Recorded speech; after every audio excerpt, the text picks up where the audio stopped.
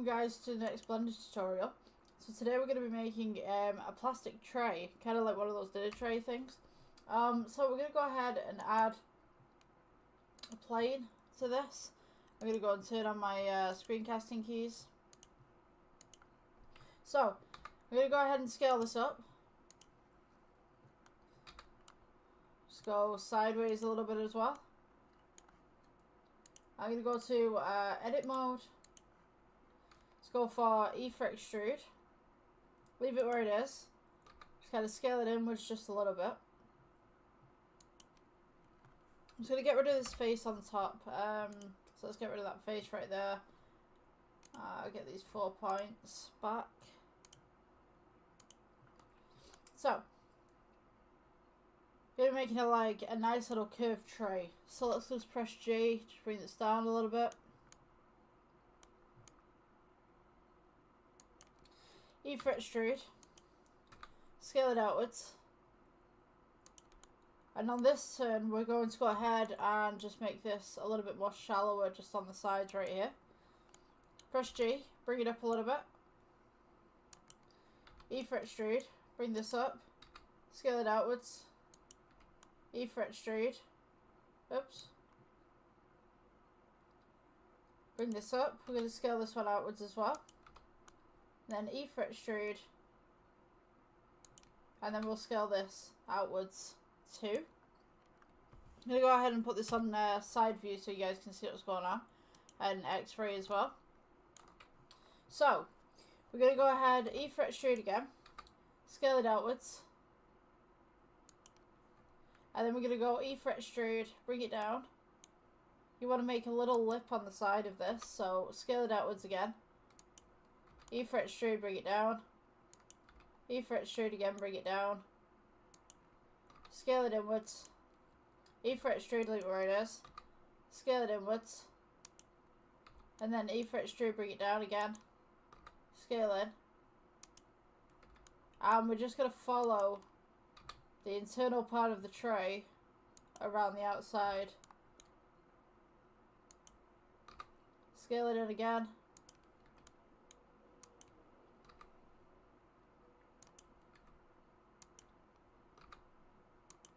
Just go ahead and do it like that. Okay, so now we've got this nice little tray going on. I'm just going to go ahead and get rid of this X-ray mode. Shade this smooth. So now we're going to want to make this look a little bit more plasticky. So what I'm going to do, go into render engine, change this to cycles. I'm going to go ahead and place a plane underneath. Let's press G. Bring it down just to underneath the tray. And this is what it should look like when rendered. So to make this look plastic, just click the tray itself. We'll go to new here under materials. And now we can start adding a few colours to it. We can maybe make this a blue tray. We can take the roughness down just a little bit. Pull the metallic. And what you could also do is on this centre bit right here, because this is a tray that maybe it's carrying stuff, we could go for shading. Take this bit right here, go to materials, press plus, and this will be the new material. Click assign. And what we can do right here is we could add a noise texture. Put colour to base colour. Make all these little dots so it's kind of got a rough surface to it. Add, and we'll go colour ramp. Press plus on there. Maybe make this the same shade as the tray, roughly. We can then go ahead and add a bump texture. Just right in here. Change your colour to heights from noise to bump. Just as such. Your distance, increase that a little bit. Now you can see that we've got some stuff going on there. We've got this nice little bumpiness. I'm just going to go ahead and reduce that blue a little bit so it matches. And we can also take this noise texture, this bump, Shift D, put it underneath, and join your normal from the bump to your roughness. which will give it a nice little sheen over the top. You can also increase your metallic if you wanted to.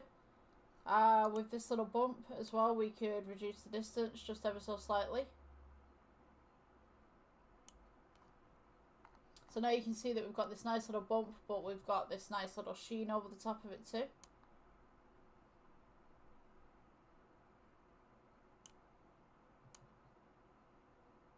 You can just reduce that as well, wherever you need it to be.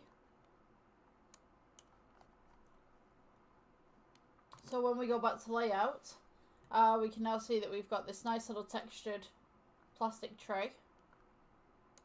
With the plastic side as well, you could, let's see, let's go for materials, 1 second, material 1. We could go ahead and add some scratches to this. So we could go with Veroni texture. We could put the colour into the metallic or the roughness. So now we've kind of got this nice little hex kind of look going on. Could be a nice little decent pattern as well if you wanted that. We could also go with add a bump. Just place that there, and you want to go colour to height. So now we've kind of got these little scratches and imperfections running around the outside.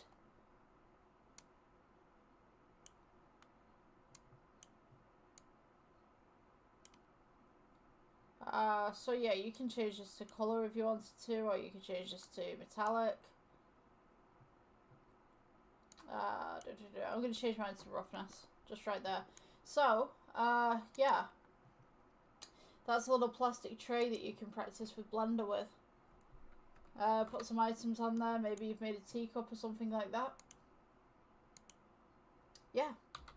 So, I'll see you guys in the next tutorial. Thank you for watching. Bye.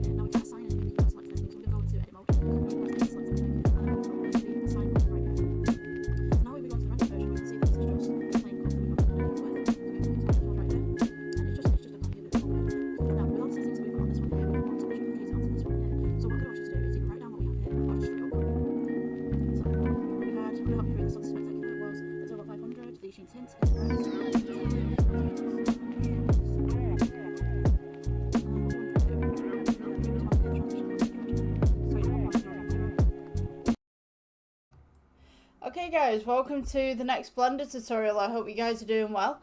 So, it's been a few days since I last posted my last one. I've had a few issues going on in my personal life, so I've just had to go deal with things. But I've been trying to post every single day, whether it's clips or whether it's something else. So today we're going to be making a sword and a sheath as well. So yeah, I'm going to go ahead and shrink down my webcam right here. Boop, boop, boop, boop, boop. So I sit nicely in the corner. We're working on cycles. So just go to your render engine right here, change out the EV to cycles. So depending on your sword design and what you would like and what era it's from, depends on how your project is really going to look.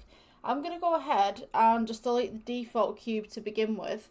Also, I got some new recording software as well because I was having some problems with that.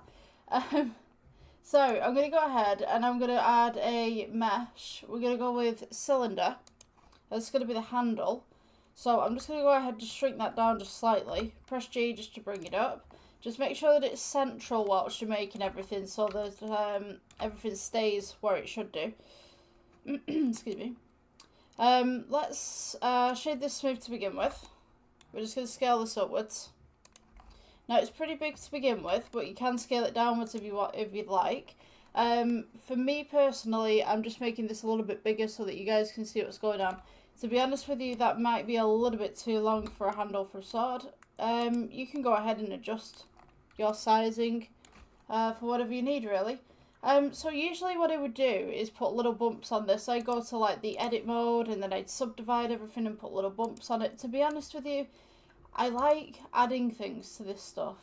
I think if you put all of your eggs in one basket and you edit just a little bit, it can kind of mess up the mesh a little bit, and I find that you don't have the ability to kind of accessorize things more, if that makes any sense. So what I'm going to do, add a cylinder. So it's like, say, for example, right, I have this as a grip for the sword. I can move this anywhere that I'd like to move it. If I took this and then I edited it, and I don't know, for example, don't copy this part, but if I took this part and this part, and then I went E for extrude, you know what I mean? It's like, that's going to be technically there permanently. So I'm just going to backtrack on that so there's nothing selected.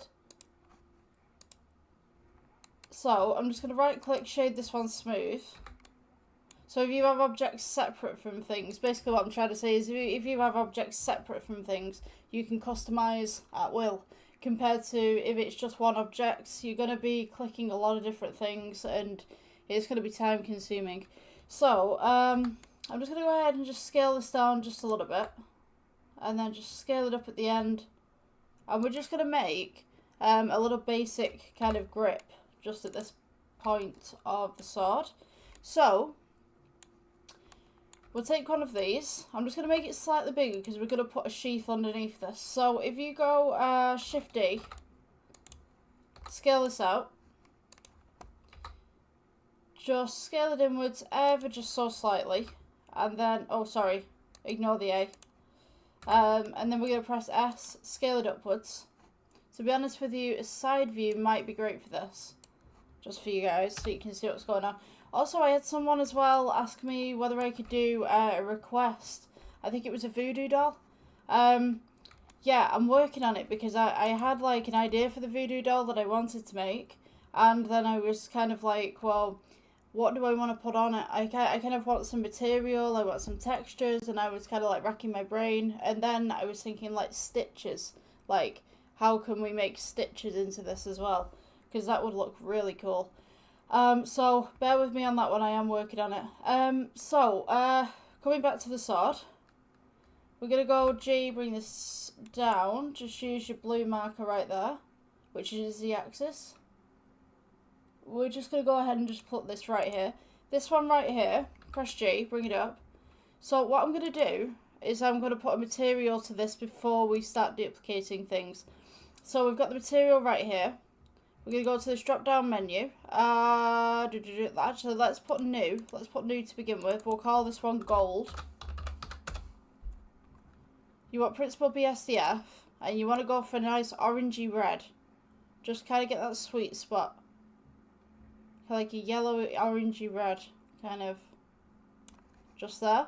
Turn your metallic all the way up and turn your roughness down, but don't go all the way down. So you've kind of got this mirror kind of shine, but it's not completely shiny. So let's go back to this mode right here. What I'm going to do is take this, just going to make this a little bit bigger so it's the end of the sword. And then I'm going to go Shift D, duplicate this down, shift it. Scale it down. We're just going to go G, bring this up. So that's going to be the end of the sword, and you can put a little decoration on there. We're going to go Shift D. Now, if you press 1, it'll go up. But if you minus that off, you put -1, it'll go down. So let's go Shift D. Make sure that you're on the axes. Center scroll button right here, so you can get onto the Z one. We're going to go -1. Shift D, and then we go -1 again. Shift D, -1. Shift D, -1. And you're going to go all the way down until you reach just about the end here. Now when you do reach the end of the grip right here, you can actually take this one and this one. You go Shift D. What you want to do is you want to rotate it. So we see that we've got the handle of the sword right there. You're going to go ahead and we're going to go R for rotate. Make sure that it's on one of the axes. It doesn't matter whether it's this one or this one. And we're just going to press, I think, 180. So we just flip it over on itself. So press G, bring it down. So now we have this nice little handle going on for our sword. In the middle, maybe we want to make this different texture, so we can go new. We can go ahead with shiny black, and then later on we can make this kind of a leather kind of look as well. We can get some Veroni on there, we can get some texture on there. I'll show you how to do this in the end. Usually what I like to do is put all of the materials on first and then do everything else in the background. So what we'll do, we'll just make this a nice shiny black, as it says on the tin. So we've got this nice little shiny black with the gold. I think that'd be alright actually. Looks quite nice. Right, so I don't know whether you watch the rest of my videos, but if you're ever making textures, to keep everything standardised within one object so that everything is the same texture, what you want to do, go down to this drop down menu right here. So now you've got the gold, you've got the original material, and you've got shiny black. So say if you made the sheath for the sword and it's a separate object, you can go down to this little drop down menu right here and you will find your shiny black, your gold, and your original material. And you can just assign those materials to whatever you'd like. If you want certain things to have those materials, go into the edit mode, select certain faces, press plus, which is over here, just at the side right here. And you should get another material appearing right here. All you need to do is make sure that you click assign at the bottom, and then that will change whatever you've selected into that material. So we will go and we'll make a little bit of a little bit of a top to this. So what I'm going to do, so the original colour that we've got right here, the original kind of what would you call it, not matrix, but the original cylinder that we've got here, we can take that downwards just a little bit. So we can actually make this kind of a silver just to hide it. Just a little bit darker right there. So you can tell that there's something underneath the actual handle. So it's the little details. So just going to go ahead and just make that slightly bigger. I might actually pull this at the bottom upwards just a little bit. So, place it just about here.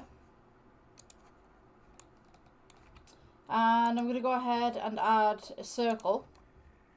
Just press G, bring it up. And what I'm going to do, go to edit mode. We're going to press F for fill, E for extrude. And what you want to do is just scale it outwards just on the outside. So if we look at the side version right here, we can see that we've got this little angle going on. So I'm just going to place it right here so you guys can see what's going on. We're going to go E for extrude, bring it up.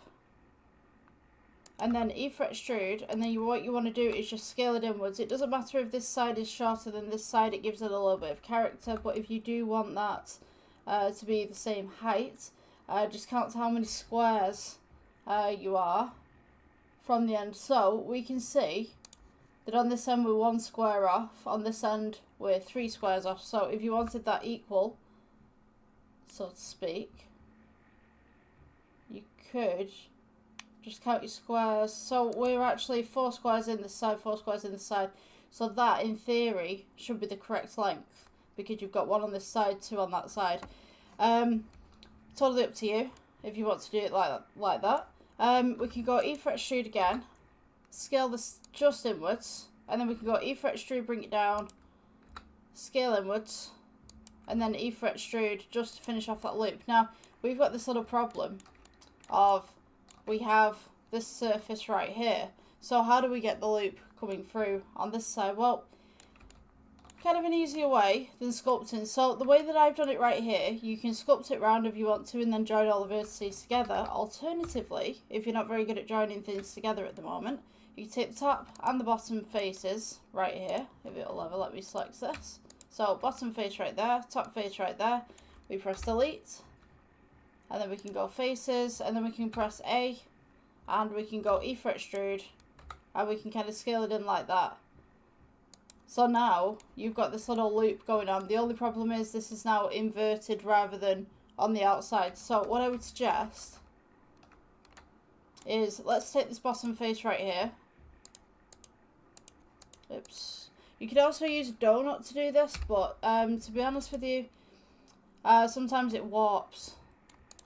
So if we take the top and the bottom faces right here, we just delete them off. We go into this selection right here. Select this. Oops.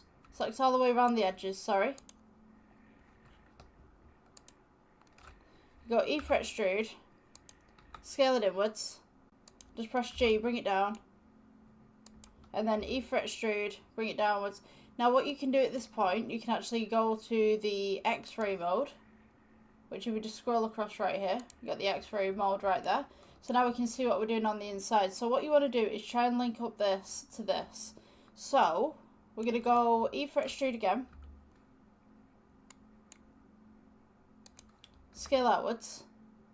So now you can see that this is slowly getting to the bottom right here. So in theory, what we can do, and this is like the tedious bits. This is how someone else taught me how to do this. So we can take these 2 faces right here and we just press F for fill. These 2 faces, F for fill, and you can even include the 3rd face, F for fill. And this is how they taught me to do it. So this is another way that you can do this. If you don't want to do it this way, you can do it the first way. But this is like a lot more control over what you're doing, really. I mean, the donut idea is even better. If you go to the let's go to object mode. If you go to add, you've kind of got the torus kind of donut thing. I mean, you could use that if you wanted to. That's totally up to you. I'm just gonna go ahead and really quickly do this. Oops. So for the voodoo doll idea, I was thinking doing stitches and also kind of integrating some maybe procedural materials and stuff. And I want to get it right for the actual tutorial itself, because it's a lot of little fiddly bits of work. It's a lot of concentration and just making sure that you've got everything where it should be. And I really don't want to mess it up for you guys, because I don't want to get halfway through a tutorial and then realise, oh my gosh, I messed this whole thing up. You know what I mean? So for me, to get it right for you is the best thing. So this is why I'm taking a little bit longer on it, just kind of having to think, what do I want to do? What kind of style do I want? Because my style personally is kind of like a cartoon style. But maybe somebody wants a different style, I don't know. Yeah, I mean, like, I'm just going to go through different things, see what works, see what doesn't, and then come to you with a final kind of project. See if it works for you. Let's see.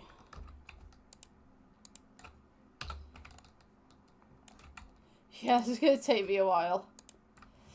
I don't think this was the best idea for me to do. I think I should have shown you this example first and then gone on something else. Right, hold on. We're nearly there. Gosh. My video editor's going to have a field day. Yeah. But I think because I'm talking about stuff at the moment, you know, probably not going to edit this out. So, last one, and just select them all, and then F for fill. So now we've got this nice little ring going on.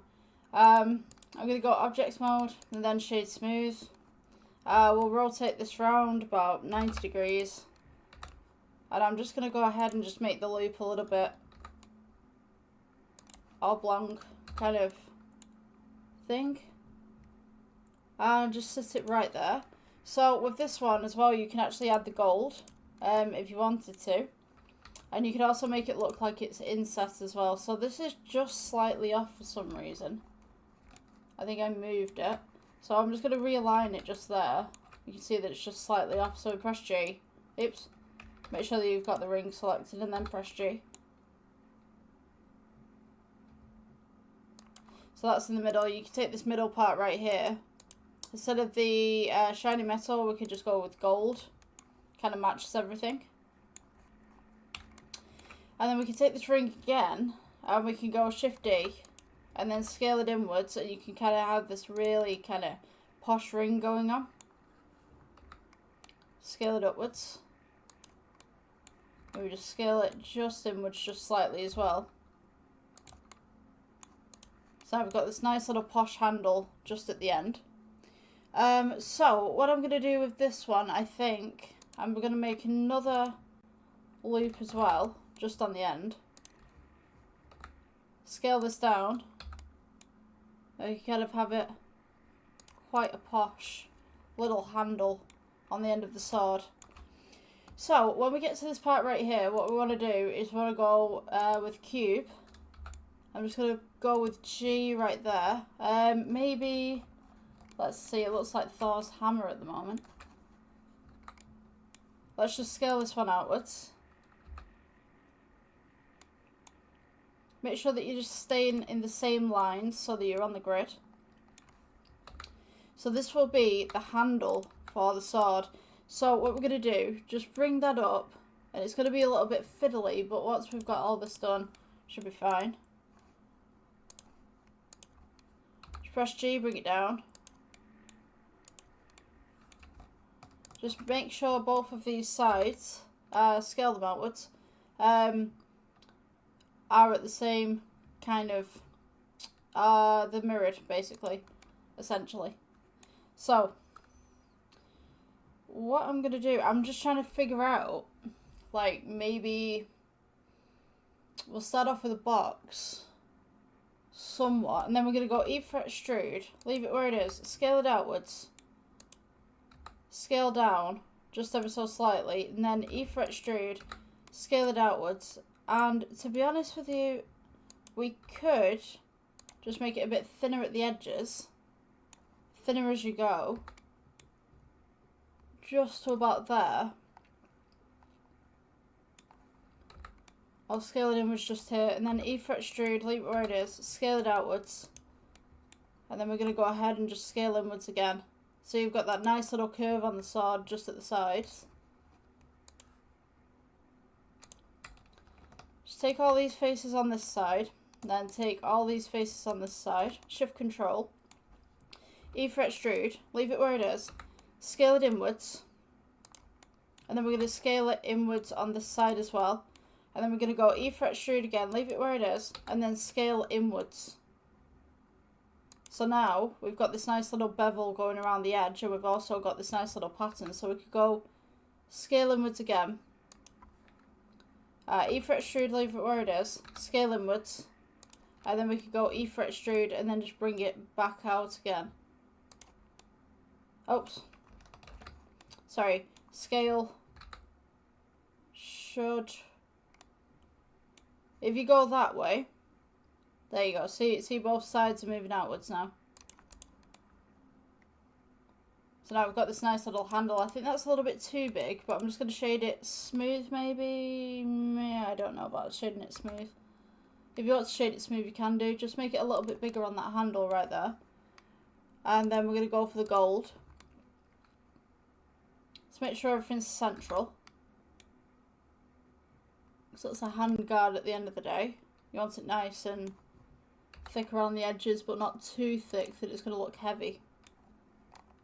So, making the sword side of things, it's just literally, let's take a cube. My gosh, I'm going to have to move this up. Let's scale this outwards. We're just going to shade this in. Scale this in even.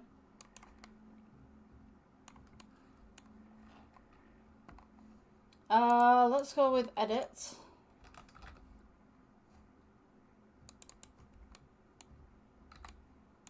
Just make a nice little edge right there.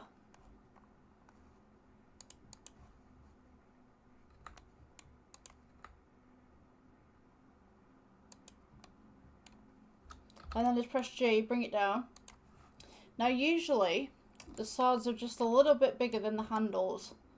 So I'm going to scale this outwards just ever so slightly and then bring it back down again. And then we want to shade smooth. So right at the end here, usually, depending on what type of sword you have, English swords tend to be pointed, Japanese swords tend to have a little bit of a curve at the end. This one's more of a European style. So what I'm going to do is E fret extrude, and then we're just going to scale it inwards. So it depends really what kind of model you're making of the sword. I think, I'm just looking at my notes and a few pictures of old swords. I think roughly you could get away with that. And then we could take this and we can make this a new material. We'll go with silver side. We'll make this a nice little metallic. Take down your roughness. When you go into the shader tab afterwards, you can actually add a Veroni texture to this, which will give you little marks on the sword as if it's been hit and it's been struck over the years. Also, with many blades, you'll have a little rivet right here. So if we go into just this mode for 2 seconds, I just go Control R. We're just going to go ahead and roll the center scroll wheel on your mouse. And then take this and this one at the other side. And you can go E fret extrude, or you could just go ahead and scale them together.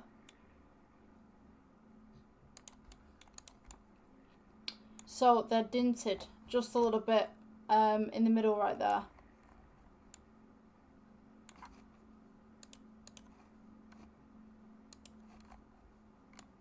I don't know whether I can actually tell you, because obviously child friendly kind of, it's supposed to be child friendly at least, but there's the ridge in swords and various other things for certain uses. So yeah, I won't go into details of what it is, because I don't want YouTube to start going, oh, that's a bit child unfriendly. But yeah, there's a reason why they exist. So I'm just going to change the lighting into a sun so we can see what's going on. And you can see that you can't see the blade very well right there. So what we're going to do is just add a plane. Let's scale this out. It's very mirrored. This is the reason why we can't see it. So I'm just going to turn the strength down to 20. I think that would work. There we go. So let's go with 10 actually. See it a little better. Actually, no. The suns are really bright in this.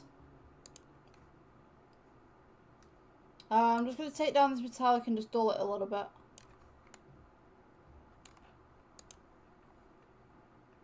So now we have this nice little sword going on. You can add some patterns if you wanted to, and some colours onto this as well. So if you go to edit mode, say like you wanted, I don't know, a stripe down the middle of it. Per se, let's go plus, and then we can go with a red or something, assign it like a metallic red, or maybe we could go with a blue. You have a little blue stripe down the outside if you wanted to do that. So I'm just going to remove it off mine just for the moment. Alright, so once we get to this point, we're going to need to make the sheath. So the sheath is generally pretty easy. So if we go to add, and then we go to cube, and just bring this up.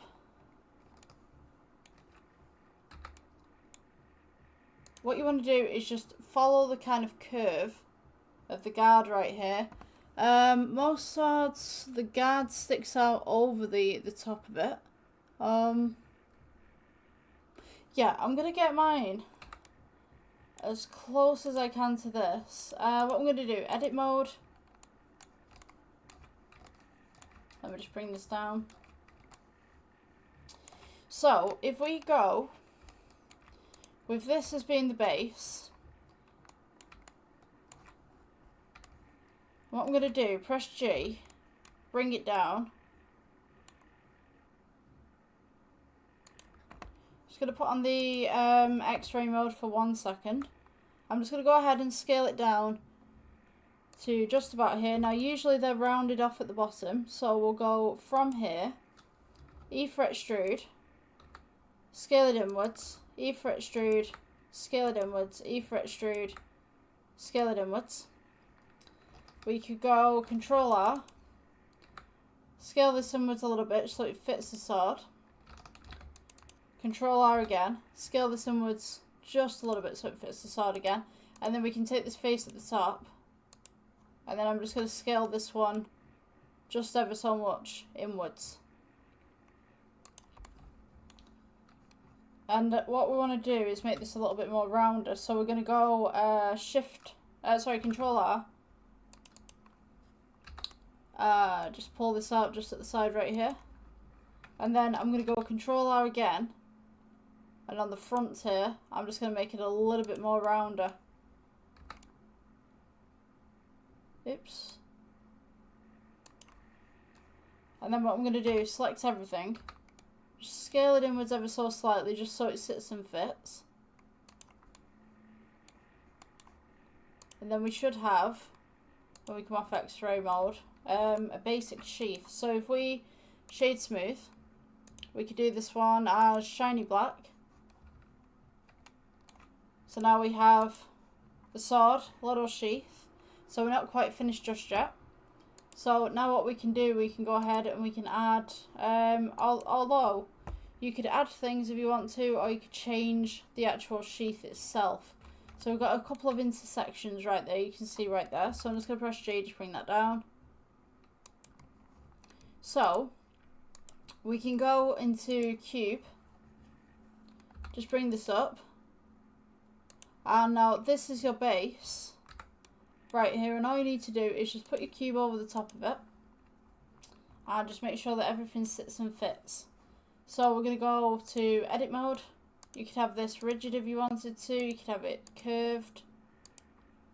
Oops. E for extrude. I'm just going to go ahead and just scale this inwards. E for extrude, scale inwards.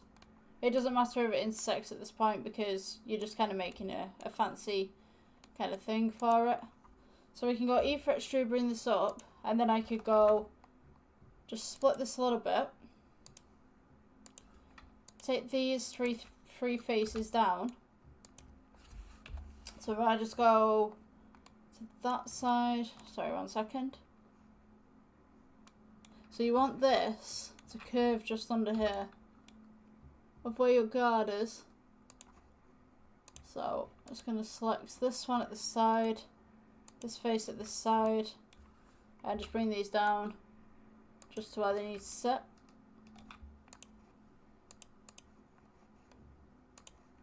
So now we have this nice little top. And what we can do with this is we can take these faces right here. So I just turn this off and the X-ray mode. So face selects these ones across the sides here. Face selects these ones across the side here. And we can go E for extrude, leave it where it is, scale it inwards. E for extrude. You go ahead and scale inwards again.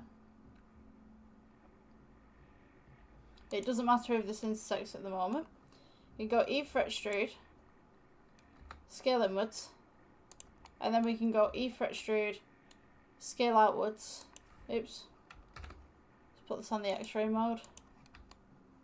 E for extrude, and then scale outwards.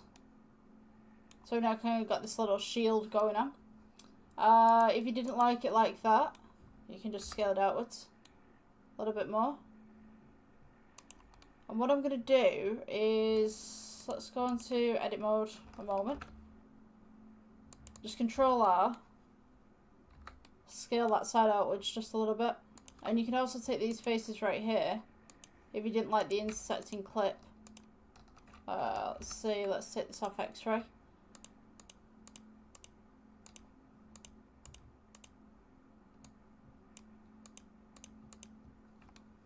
Select all of those.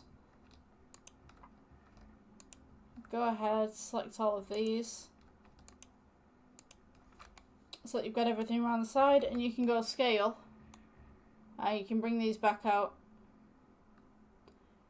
just as such. And you can actually scale these inwards if you wanted to as well, so you've got this nice little fancy pattern. I don't know what's happened with that one. Ah, I accidentally selected something that I shouldn't have. Right, 1 second. Right, all of those selected. Let's scale it out to there. Scale it inwards. Scale it back a little bit maybe. So you've got this nice little pattern going on. Shade it smooth. And then we could go with gold for that one. For the sheath, so it matches the actual sword itself. And with this we could also do rings if you wanted to as well. So let's see, if we take the sheath itself, let's just experiment here. So Shift D, scale it outwards, and then scale this downwards just a little bit. Press G, bring it down. We could in theory have a nice little pattern coming down the side just here. Let's try this out.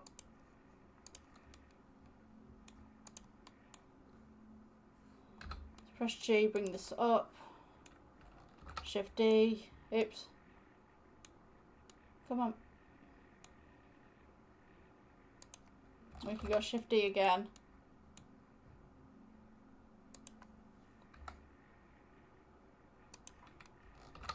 Shift D.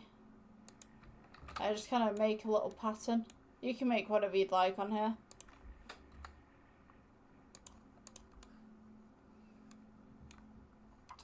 So now, selecting the sheath, so all you need to do is just click all these bits that you've just made. We can now press G and separate it from the sword. So now we've got a sword and a sheath. I mean, you could do this in any style, really. This is just kind of a quick example of what you could do with it. You got your own style and stuff. But yeah, that's the sword, the sheath, and that's the end of the tutorial. So yeah, if you liked, please subscribe, do all that jazz. Really helps out the channel as well. I'll see you guys in the next one. Bye bye.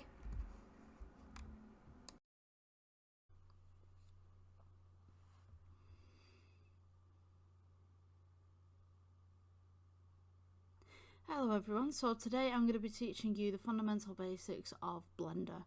Now if you're anything like me and you've just started up, you're going to be looking at this and you're going to be feeling a little bit frustrated. You're not going to know what all of this means in the corner here, you're not going to know what this means.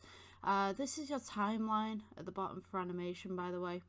You're not going to know what this means and you're not going to know what this means right here, so I'm going to teach you some fundamental basics here that I learned as I went on. So all documents start with a default cube, a default camera, and also a default lamp. So in the corner here as well, I also have a representation of my mouse and also my keyboard. So if I hit the letter A, that's going to select everything, and of course A will show up here.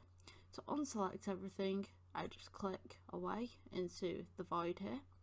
Also, this mouse will show me, and also you, what I'm clicking. So if I click the left button on my mouse, see, it highlights. If I click the scroll wheel, it highlights, and if I click the right one, it will highlight as well.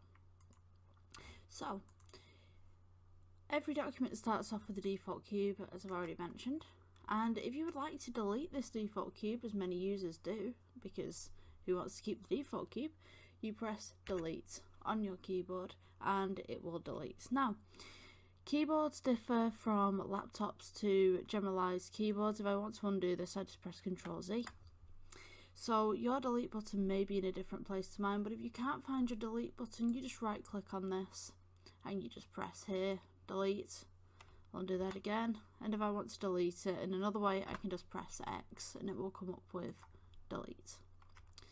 So if we go into edit mode right here, we can see that we have different sides to this cube, and we also have these little dots on the edge. Now these are your faces, your vertices,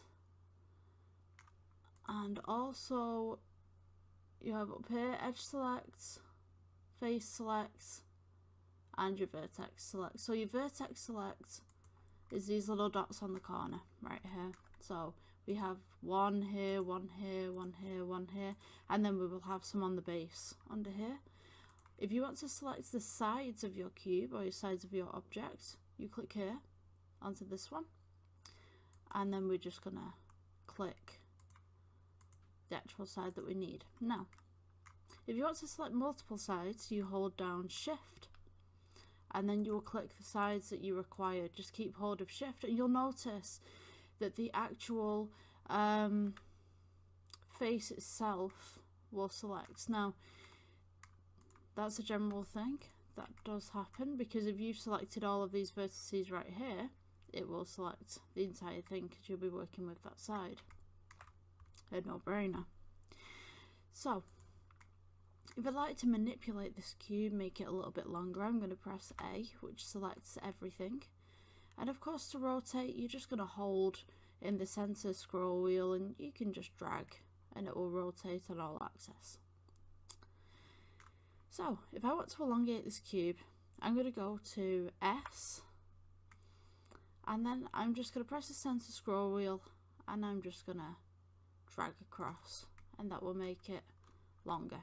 If I want to make it longer this way, I will press S, center scroll wheel, and then just drag it.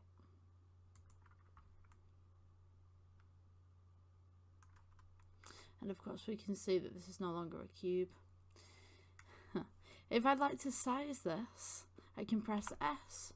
Don't press the middle scroll wheel, just let it go inwards, and you can resize just as so.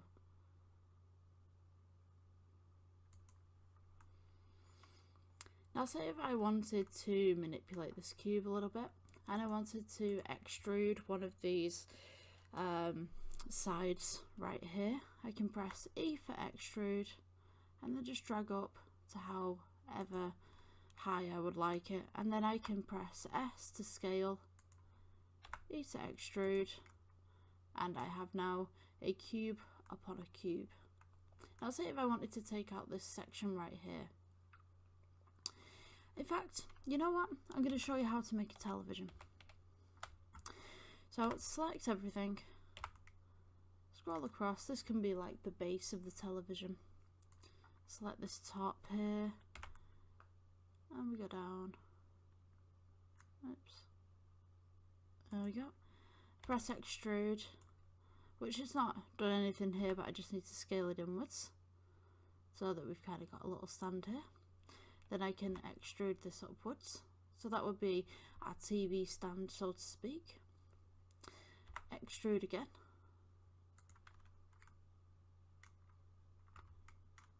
And then I'm going to click on this one here.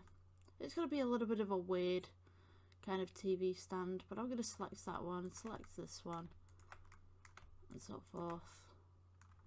Maybe scale this down a little bit, so I've got a shape like that. And then G for, so I can go up and down. Let's select this face right here. Maybe I'll extrude just a little bit. So this will be the TV stand.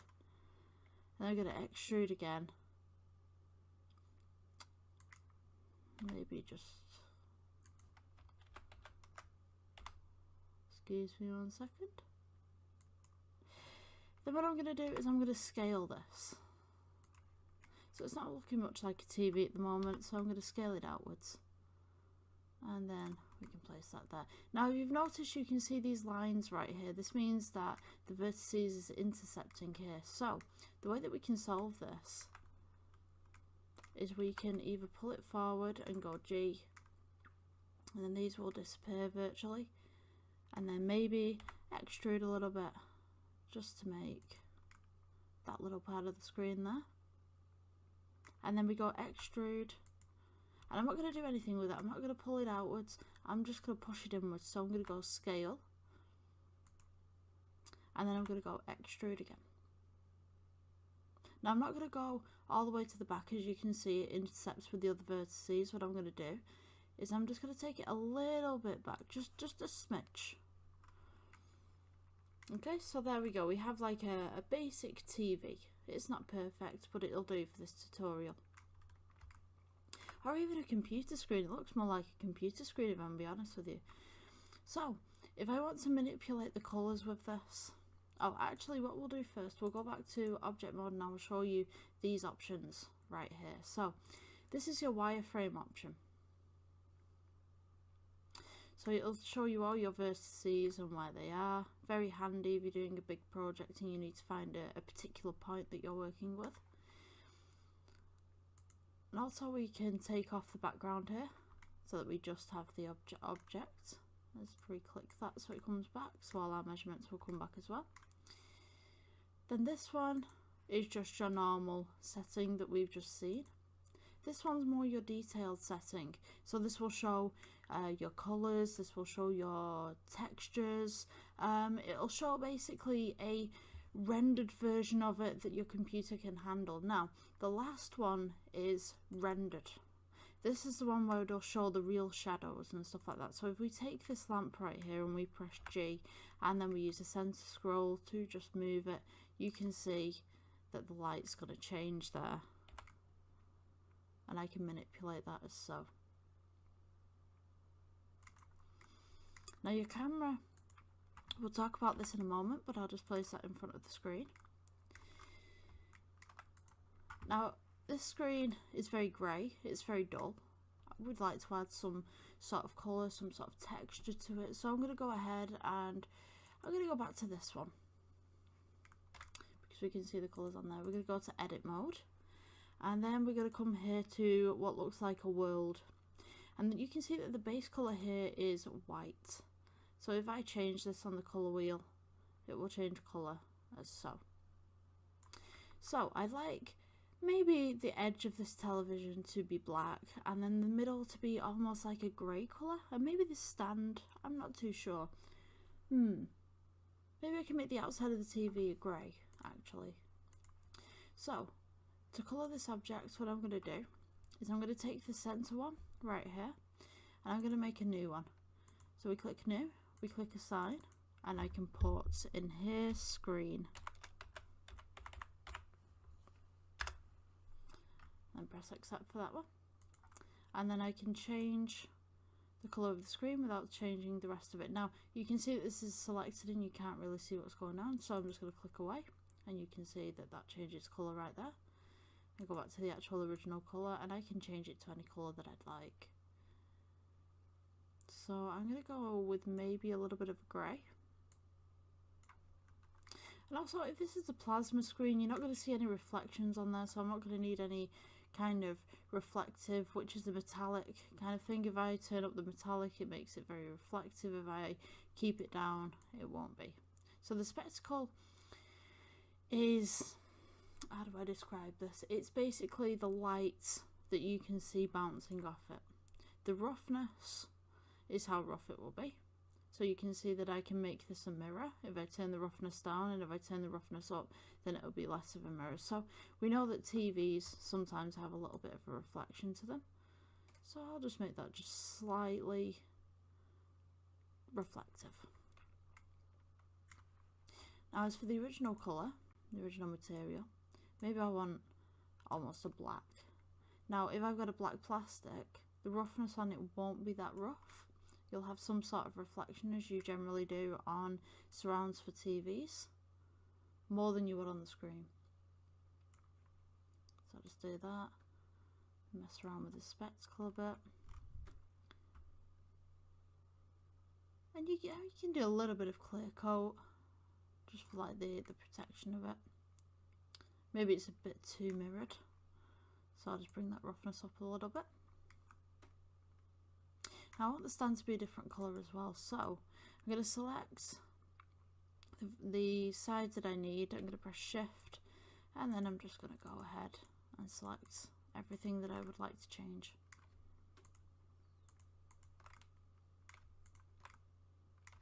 Maybe I'll change the base here as well.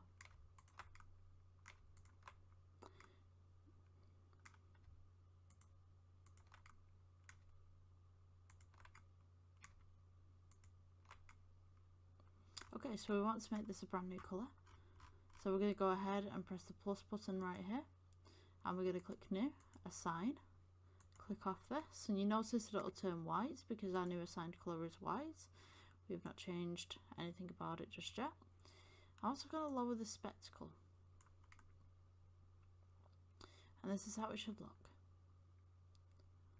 Maybe I'll just round off these sides just a little bit as well, so I'm going to go ahead and click for the sides and just pull that in a little bit.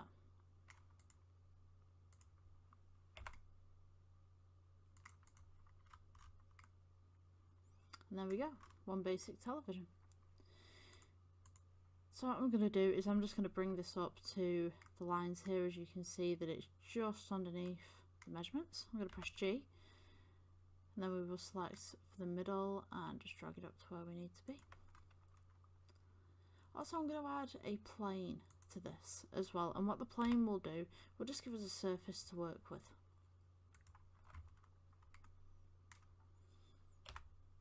Scale it up a little bit. Okay, so we're going to work with the camera now, and if I grab it in the corner here and just drag across, I can show you how to use this. You don't have to do this, but just for demonstration purposes I'm just splitting my screen in half. So we're going to go to view, viewpoint, camera. So this is what the camera can see. Now you can see that the camera can't see the television because it's pointing this way. So what I'm going to do is I'm going to go ahead and turn it around. So we're going to press R for rotate, the center to choose our plane, and we're just going to rotate it to where we need it to be. I can just see the base of the TV there. And again, we're going to go ahead, rotate to the plane that we need it to be, and we're just going to bring it up. And you can see that I can sort of see the TV there, but it's a little bit too close. So we're going to go ahead and click G, and then we're just going to drag it back. Now, coming onto this plane right here, I'm going to press R, which is going to rotate it, and I can rotate as much as I want. And then we're going to press G, and I'm going to hold in the center, brings it back a little bit, and then G again, and just move the mouse to where I need it to be.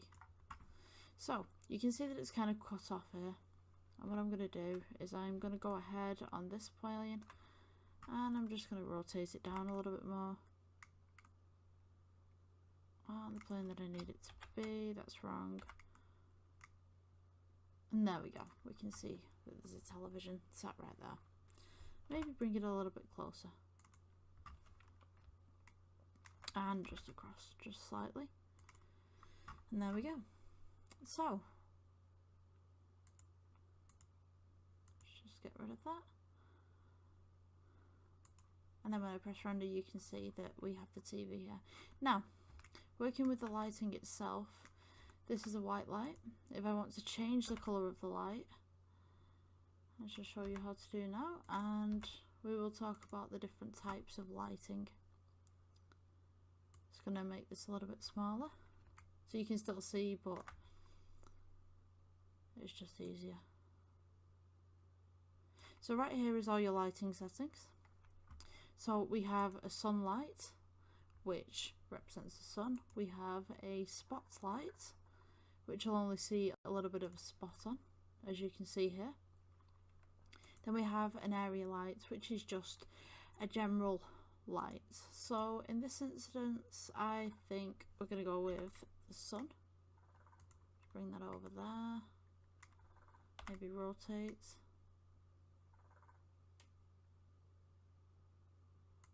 Actually, no, I think I'm going to go with the spot one. This seems better.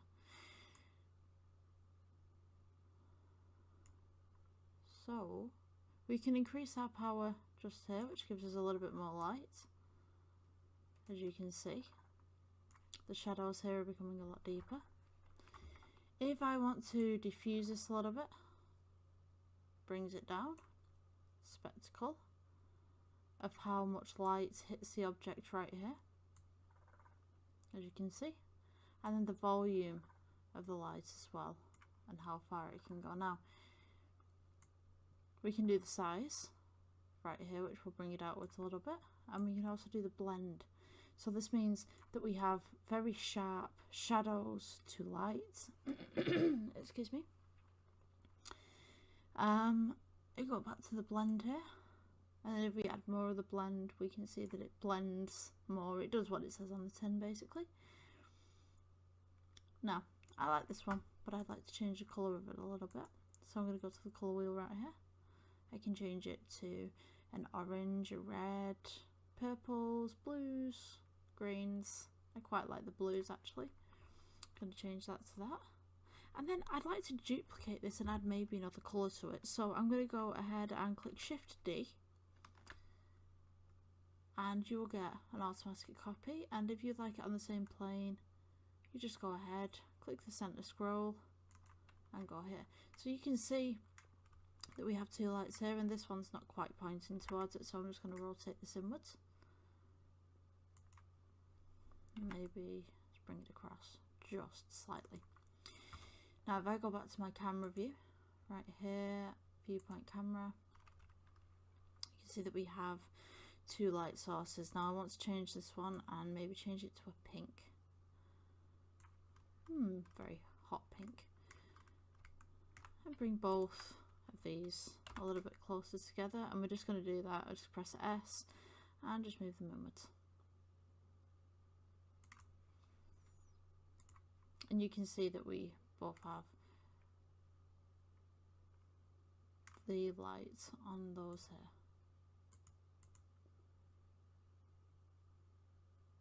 Viewpoint and camera again. Okie dokie. So if I'd like to increase the power of one of the lights, especially this purple one right here, because I think it's too dull, I can just go ahead and move that. Now let's do an opposite colour to the purple here. Let's do, say, a green. Or an orange. You see that the colours will mix right here.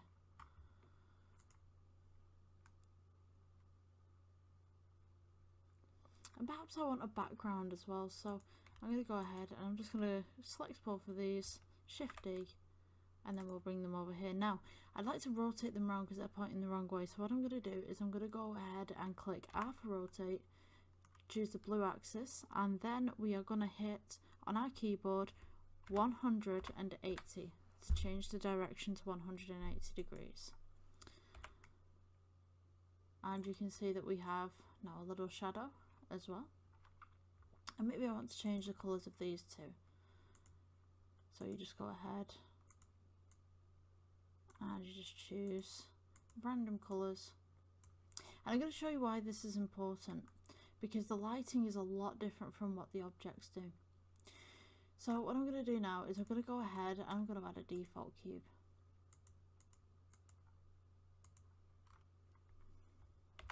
And I'll show you what I mean by this. So we take our default cube right here and say we want to add the colour blue. And go on to this one and you can see that it's blue. Now we're in object mode at the minute, we're not in edit mode, but if I click Shift D and I duplicate this, the other cube is blue. So I want to change this cube to pink. And oh my goodness, the original cube's changed colour now. So I'm going to click Control Z. And you want these two cubes, two different colours, but you're not really too sure how to do it. So what we're going to have to do right here is go into edit mode. And because this is the same cube and you've just duplicated it, the computer is going to assume that you want it the same colour. So we're going to go with plus here, just like we did with the TV, and we're going to go new. And then we're going to assign, because all of this is selected right here.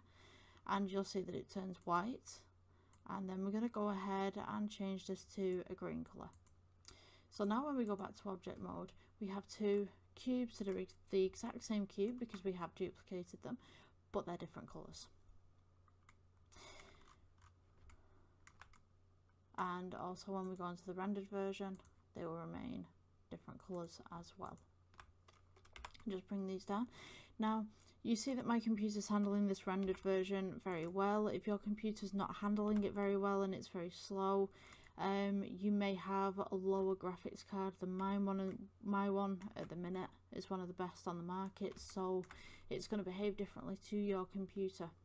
But don't despair about that. I started off with a notebook laptop, and the bare minimum that I could do with that was maybe make a water simulation. That was what it could do. Nowadays I can do much more because I invested more money into it. I got a job. I put maybe 100 away a month or something, and I got myself a better PC that could handle what I would like to do with it. So if you're starting out and you're struggling with this and your computer doesn't have enough power, don't dismay. Don't dismay. You know, there are other options for PCs out there that you can invest in. Okay, so that will be the end of our tutorial. Thank you very much for watching. Have a nice day.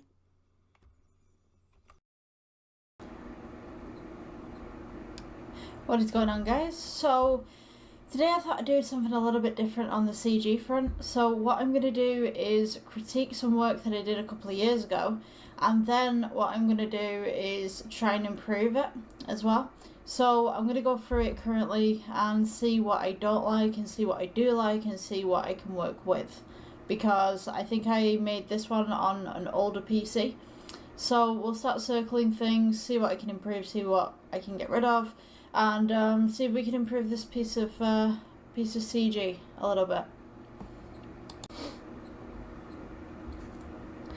So the first things that I'm going to look at is what I would like to improve and what I don't like about this. So we'll start off with the candles. They look a bit artificial. They're not waxy, they're not damaged in any way from sitting outside. To be honest with you, they look quite plastic, and the lighting is the same emission from every single one, so I'd like to change that a little bit. This caravan in the background, I don't know, like I was going through a bit of a phase of doing movie props. I get that it adds depth, but I don't think that I would keep that. So that's got to go. 1 second, that's definitely going. The hair on the horse, it just doesn't seem to flow very well, so that's definitely going. I'm gonna redo that one. Blow my neck. The figure is a bit squared off right there, so that's definitely going to be changed. The hand just doesn't seem natural. As well, what is this guy attached to right here? He's just holding a stirrup in midair. That's gonna go. We've got a little bit of a framing issue right here with the elbow of the horse, so that's gotta go. Remodel that. There's a little bit of square off here. Get rid of that, get rid of that. Maybe a bit smoother. The tail definitely needs to be redone. This cape, I didn't know how to do physics at the time, not properly at least, so that's kind of an artificial wave in the cape that I made. But for sure I'd change this. The fencing could use a little bit of work right there. What are the things that I like about this? Let's change this to a positive. So I quite like how all of this is done, especially that it's got hooves. The cape's a nice touch. The trees in the background are a nice touch, although they're very basic. I like the crucifixes and how they're okay. The gravestone, I mean, that could use a little bit of weathering, so maybe let me change this back. So yeah, gravestone needs a little bit of work to it. What else did I say? Maybe try and make these legs a little bit thicker, lower the muscle right here. Definitely change the mouth because that bridle isn't sitting correctly. The ears, for sure, change those. I would say that's some of the things that I would change. I'm thinking there is more that I could change and perhaps make the pumpkin glow. That'd be a good thing as well, because obviously there's light coming from inside the pumpkin, and if you've ever carved out a pumpkin, I'm sure that you have, you can see the light emitting from it, and I'm not getting that. But what I am getting is an external light that's behind the camera, that just doesn't seem to sit in the scene, so that's going to be definitely removed. Maybe I could keep some of this cape as well. That would be cool. This, I don't know what this is, but that's got to go. The saddles, maybe get a little bit, maybe make the saddle a little bit bigger there. Yeah, I think I'm just going to work with those points for now, and then I'll see whether there's anything else that I can improve. So before I start doing any of this, Pinterest, oh my gosh, if you guys aren't on Pinterest, you should get on Pinterest. So what I like to do before I even explore recreating some of my work is go onto Pinterest, have a look at the photos on there of certain aspects. So say if it's Halloween, I look at Halloween photos, but in this case I don't like that fence and I kind of want to edit it, and to do that I'm kind of looking at 18th century fences and how they were built, so it looks a little bit more realistic. And as far as horses goes, there are photos on there of how horses move. I have a few photos from my horse riding lessons that I used to do, so I've got photos of the shape of horses, but some people have got more detailed photos than I do, because obviously they were taken on a whim. So professional photos of horses and stuff like that, so I can see a little bit more of an angle of a horse. I think when I created this piece is actually based on a quarter horse.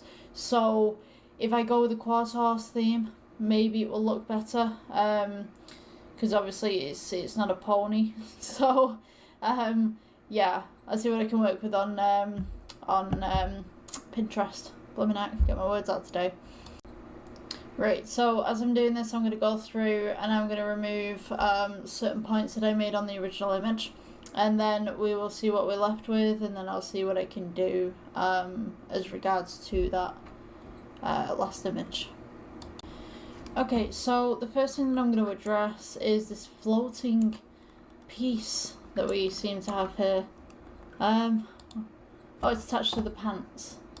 Okay, so right, I see what I did. So this is actually, wow. Very, very badly made. Right, so if I select these 2 points here, just press delete faces, and then I've got this moldable model here. I think those feet are a little bit too flat, so what I'm going to do, assuming that it's a mirror modifier. Oh my goodness. Right. Nope, it's not a mirror modifier. But I will select that side so that I've got something to work with on that side. E for extrude. Scale it in a little bit. Scale it outwards. Right. So it's got a bit more of a foot, so to speak, on that one. Maybe just bring this out a little bit. I don't think with the time that I've got right now, I can make something bigger out of this, but I can make roughly what needs to be made. So, scale it outwards a little bit.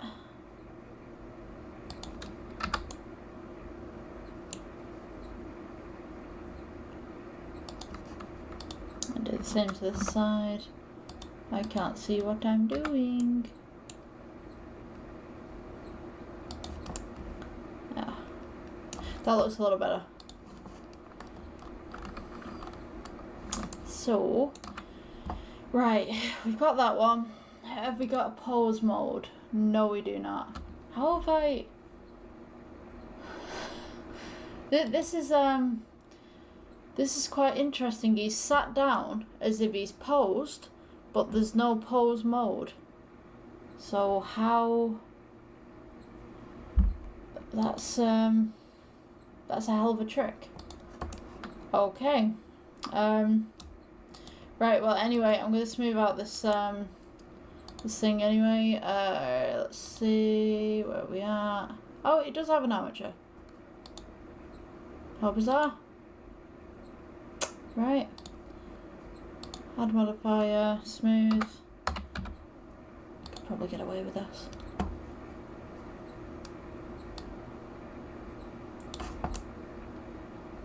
Yeah, that looks way better. Well, better.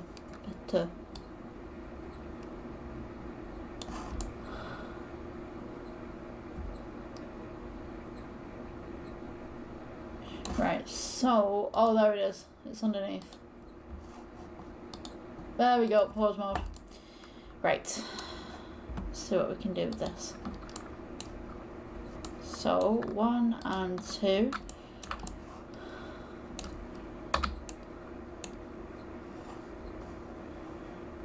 Maybe up his feet more like this, and then we will move the stirrup, because that's just not in the right place right now. Rotate. Oh, it doesn't have a stirrup on the other side. It really was made for one direction. It was made for posing in one direction, should I say. So there's certain things in the background that wouldn't actually exist. This camera angle was from a certain angle. You wouldn't see the back of the horse. So there was no point in putting CG there because no one's going to see it. So, we've got a saddle. Do we actually... Oh, we have a saddle, but it's kind of a bit small. That is very... Right, I'll leave the waistband, but take that, that, and that, the backrest. Make that a bit bigger. And bring it forward a little bit, I think.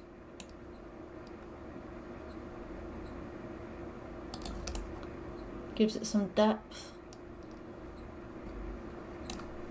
Just make these side panels. Oh, sugar. I forgot that. Right. My mistake. Right, so 1, 2, 3, and 4. Right. Make that slightly big because that's a small saddle. Bring it forward. And then we want these side pieces a little bit wider.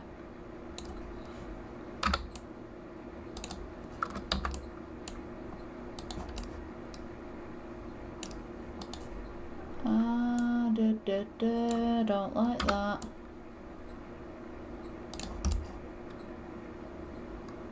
It's okay, I guess.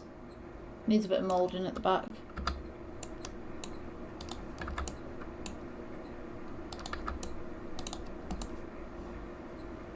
Right. Let's go into edit mode, just select these vertices right here and just bring it up a little bit.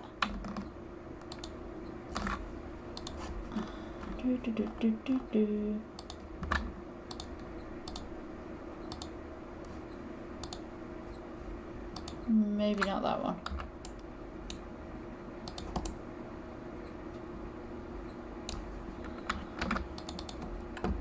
I know this is not how a saddle's supposed to look, but it's a representation.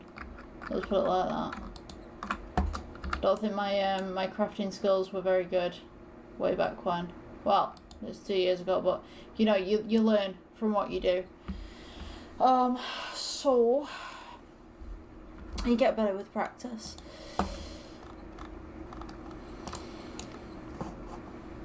Right.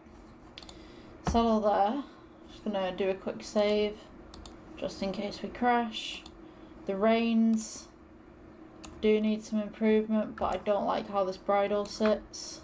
So these three should go further up, I think. Just a little bit. Scale those outwards.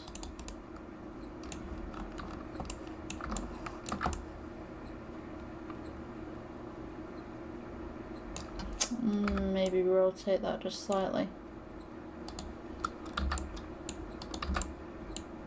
Oops.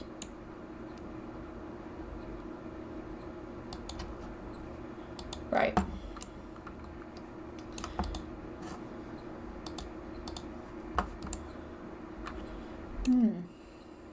That's interesting because the mouth looks like it's really small on there, but it's actually quite a large mouth. It's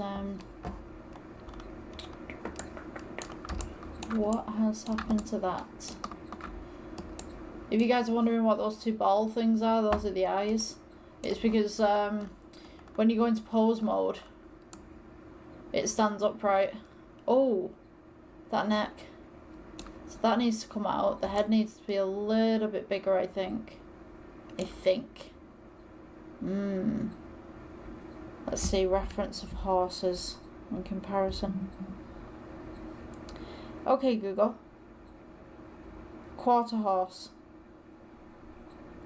The American quarter horse, often simply referred to as the quarter horse, is a popular and versatile breed of horse known for its exceptional speed over short distances. It's named for its ability to outrun other horse breeds. Okay, no, actually, the images are showing that that's... Actually, no, I'm going to make it slightly bigger. It doesn't look right. Right, how to go about doing this. Let's see. Get that. Scale it outwards a little bit. Tad those.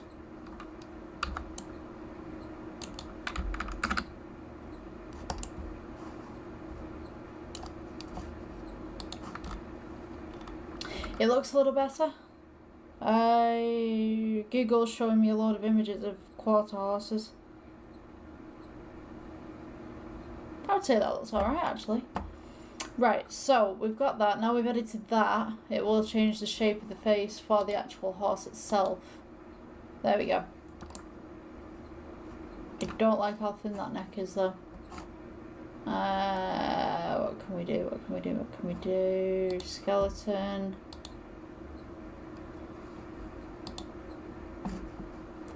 Let's see, pose mode.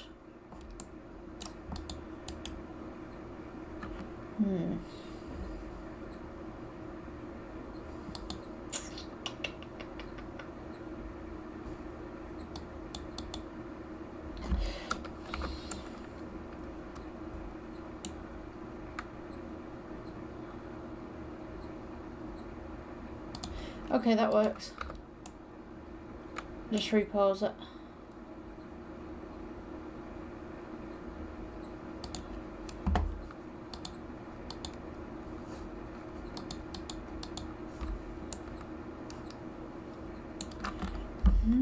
It does look a bit big. It's like my brain's going, it's a bit small, and then I do that and then it looks a little bit too big. So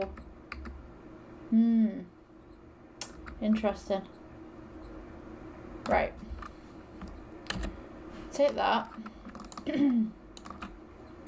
Scale it down just slightly. Pull it outwards. Try again.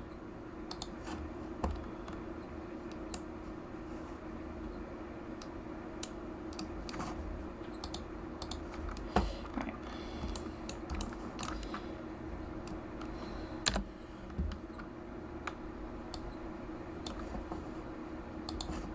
Sorry, 1 second, I'm just literally just brainstorming here.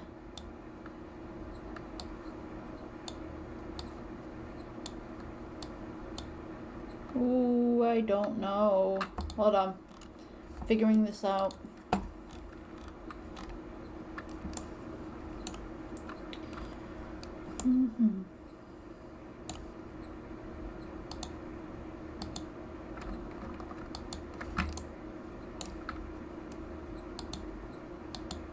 Right.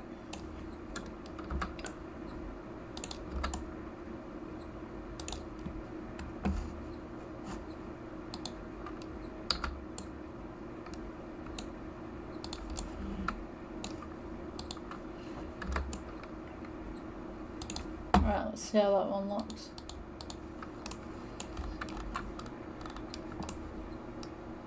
It's better, but not quite where I want it to be.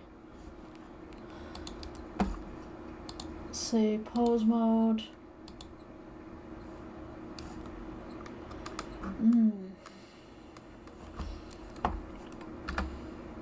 Oh.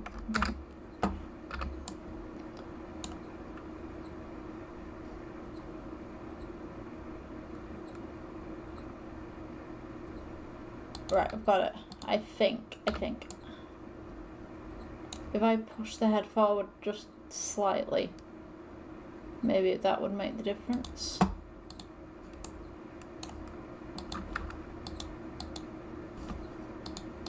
Right, so I'm going to guess the eyes are under there somewhere. Yep, they are. Let's take those two.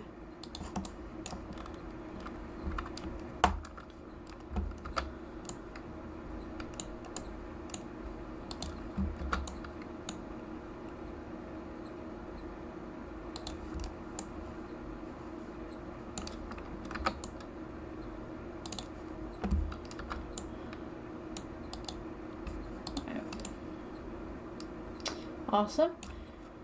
And the bridle itself doesn't look like that, or at least it shouldn't look like that. So let's go with Pinterest, get some photos in.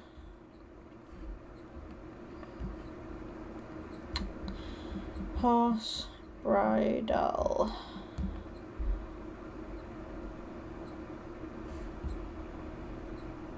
There's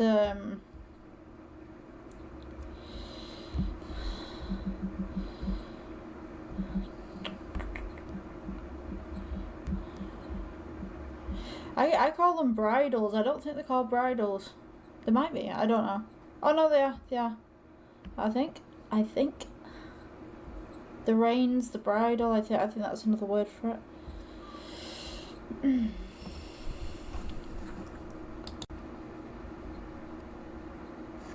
Right. Set these 3 here. You have to readjust the reins. Kind of put it that way. I'm just looking at this picture from Pinterest here.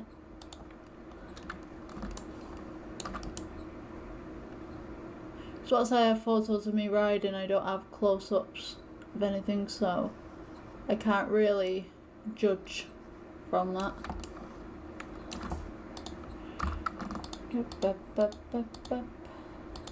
Right. So G, move that forward. I just want these.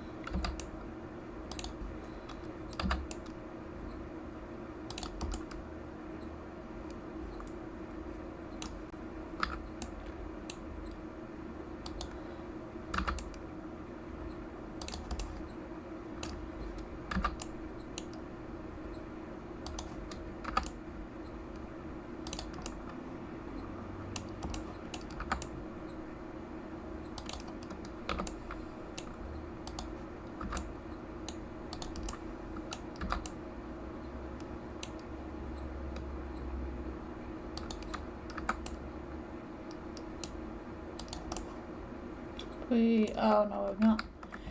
I should be going backwards. Why are you stretching that way?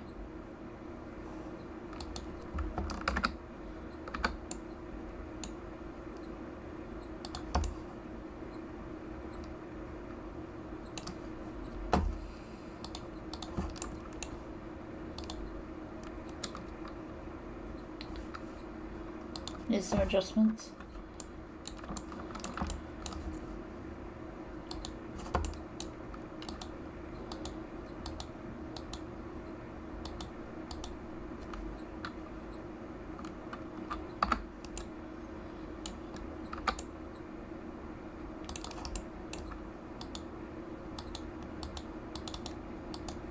Come on.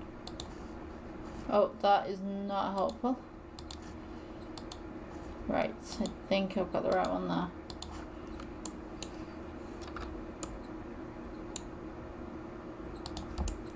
G there. Let's get that pulled in there.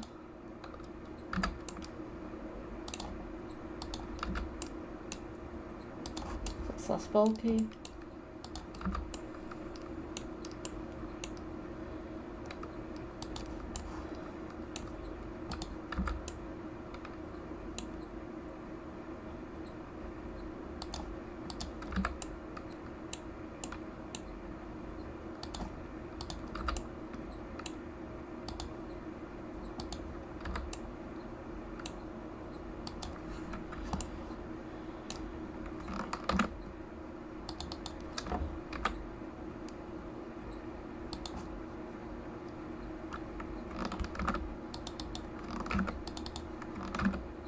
You know, I'm going to subdivide the entire thing rather than individual pieces because it just makes way more sense.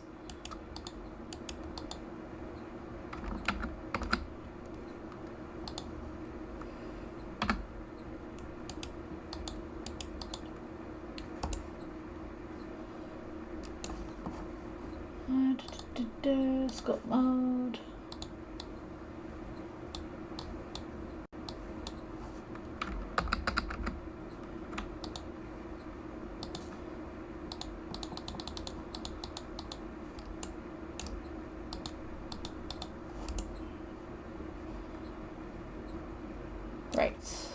that one.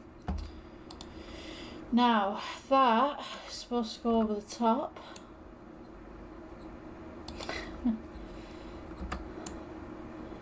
Okay, so you can see that it's like a little bit of a hook right there.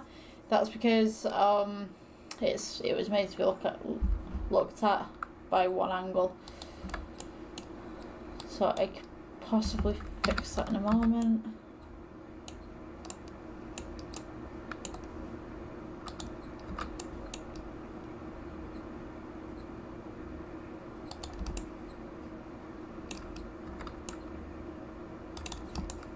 Oh, you know what? I could just rebuild. Screw it, I'm rebuilding. Get rid of that. What do I want on here?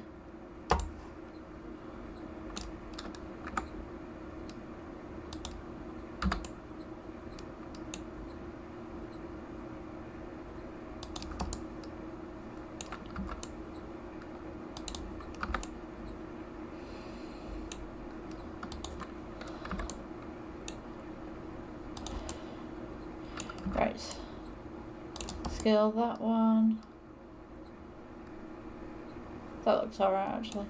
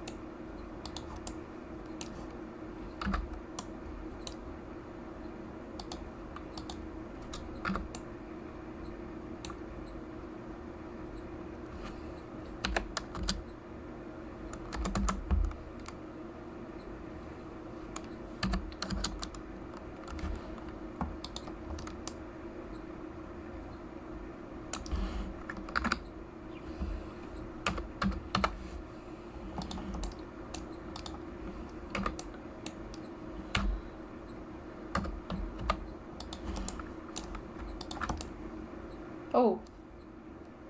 Okay. It's not what we wanted.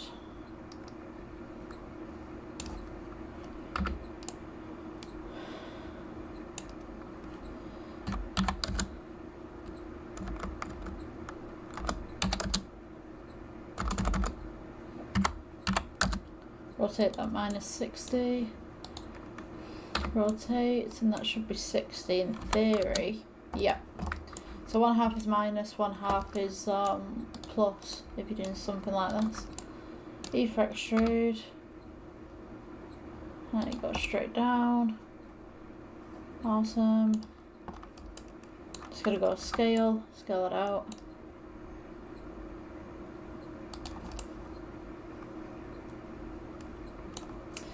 E for extrude.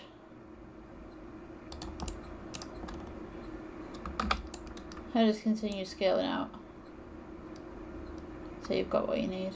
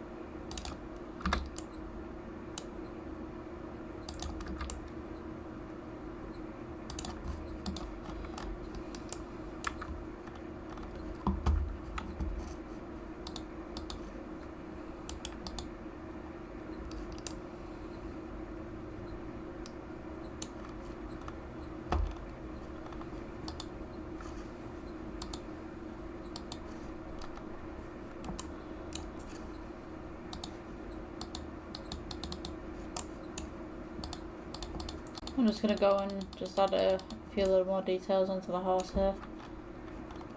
It's looking a little bit flat. And shaped wrong in certain areas. Should...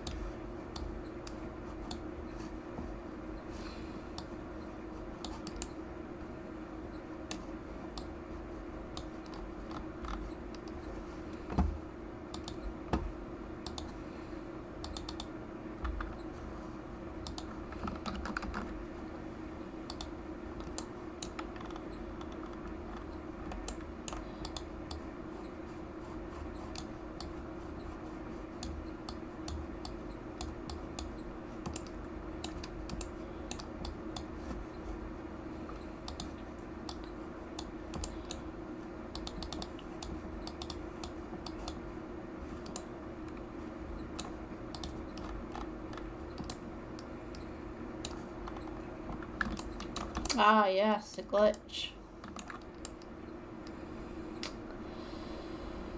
Shall attend to that momentarily.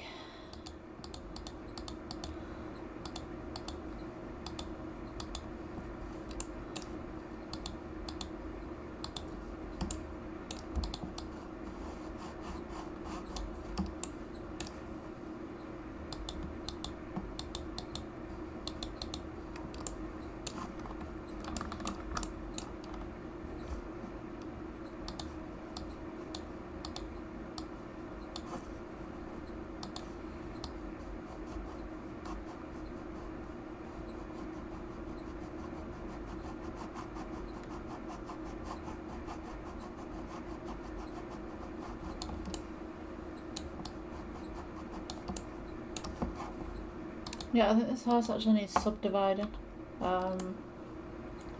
Just by the way it is.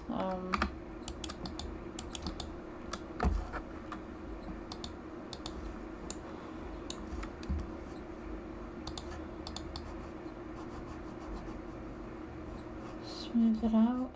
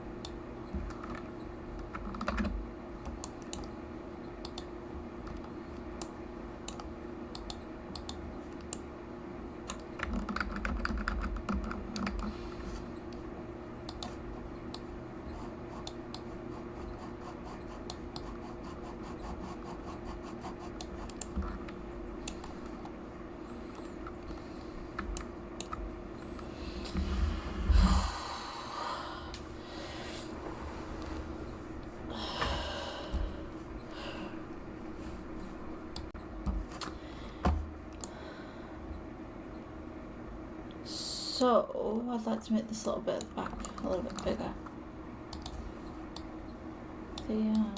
Maybe not this big, but just kind of as reference. Yeah, definitely not that big.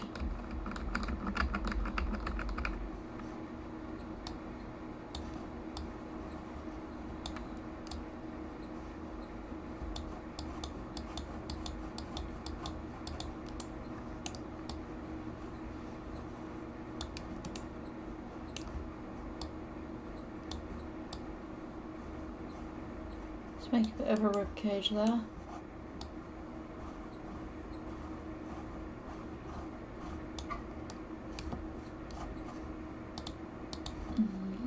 Never mind, let's have this little stomach bit.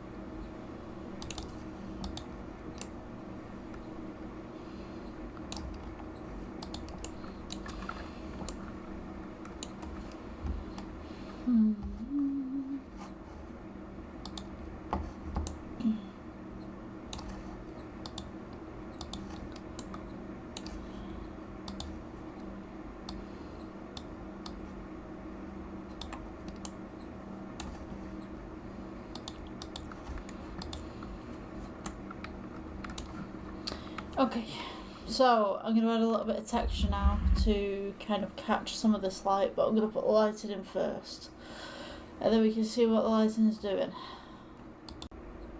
So first things first, we're going to get rid of the lighting, anything that's on the outside.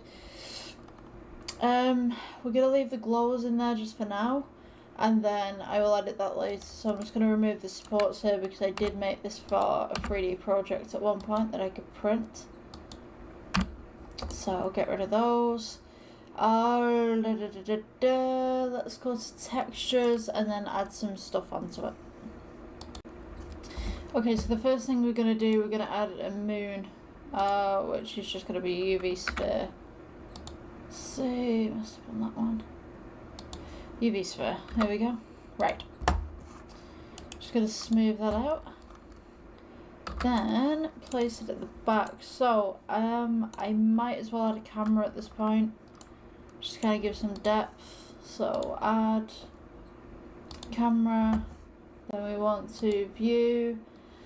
Viewpoint, align view. Here we go. Align view. Active camera to view. Okay. So then we got our moon in the background as well. So I'm just going to split this so that we've got two screens that we can work from. So one's going to be the molding screen, the editing screen, and then the other one is just going to be what the camera can see. So we want to put this as a moon right at the back. I think that would be cute. I'm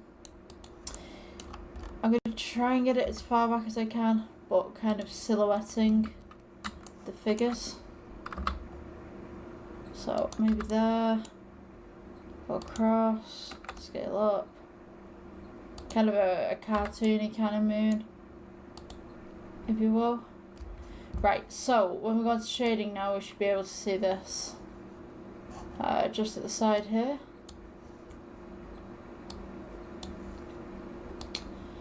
And so we can't exactly see the moon.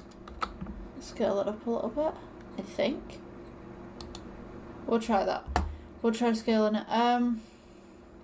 So we're gonna add for emission.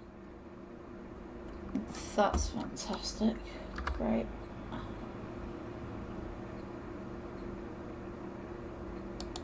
So obviously there's no floor there at the minute, so we need to add a plane in there. We're gonna do that as an emission, and we're gonna make the pumpkin glow. And get some more lighting at the front here because I think that emission is a little bit too much, but I'm going to add some texture to the moon. So I can't get the exact texture to the moon, but I'm going to try with what I have and get some noise texture in here. There we go. Scale that up a little bit. And then we want a bump node. Actually no, I'm going to go with a colour ramp first before adding the actual texture. Oh yeah. I always forget everything's spelt the American way with this, so I go colour ramp and I put O-U-R at the end, and it's not, it's O-R. It's interesting. Right, anyway, bump node. Should go, pretty sure it's with colour and emission. Yeah, we want to go height. No, we're in the wrong place. Bump doesn't belong there. But we're going to put it between noise, texture and colour, which is the height. And then we kind of get bumps on top of it. Let's see. Because the moon is not exactly the light source in this picture, because obviously you've got the sun that bounces the light off the moon, kind of obvious thing, but you're gonna have some sort of shade on the moon as well. That's what I'm trying to aim for here. So just increase the roughness a little bit, bring down the scale, or maybe put up the scale. I don't know. It's gonna be blurred anyway because we're gonna do a camera focus. F1.2 I think we're going for. Make it look a bit more lunar.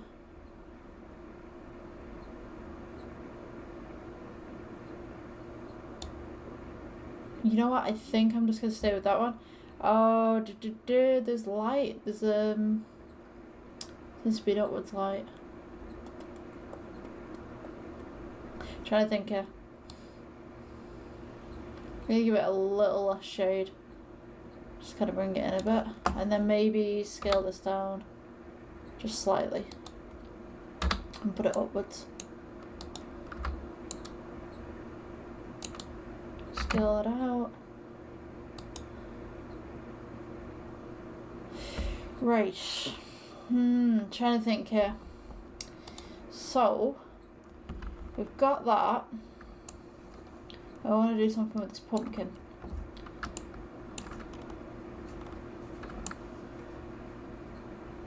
So select the pumpkin. I think we're gonna go with a brick texture for this. Colour, base colour. Oh my goodness. Right.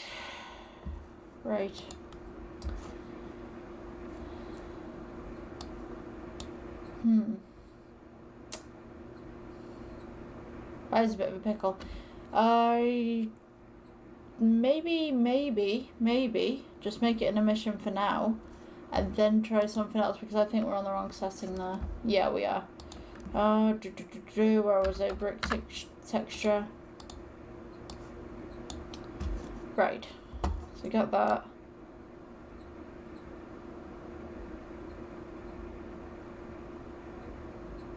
Scale that up. Mouse size.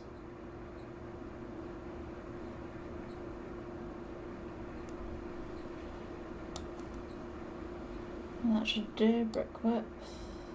Width. There. Blooming out. Can't get my words out today. Width.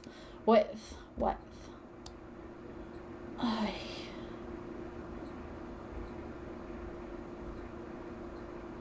Alright. So kind of a stripes pattern.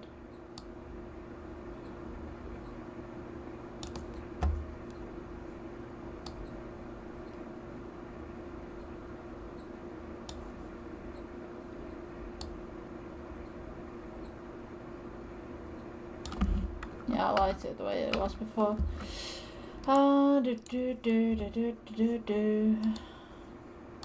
Let's redo that now, aren't I?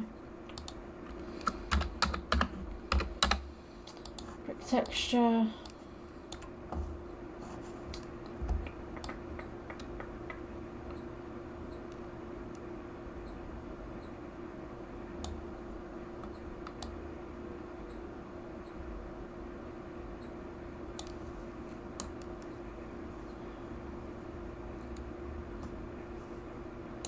Right, add a bump to that.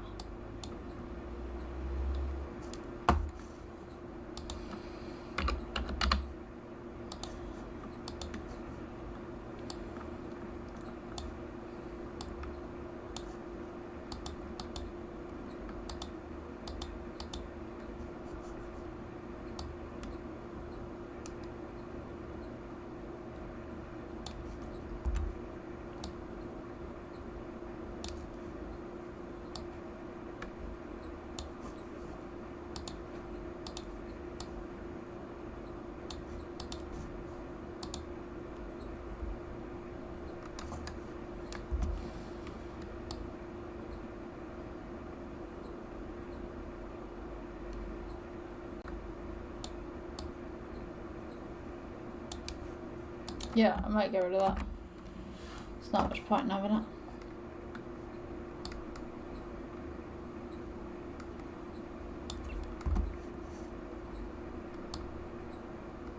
Give it that gloss as well. There we go. Have a glossy texture.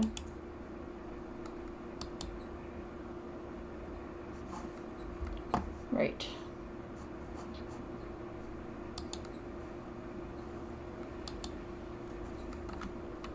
Ooh, that's a bit big.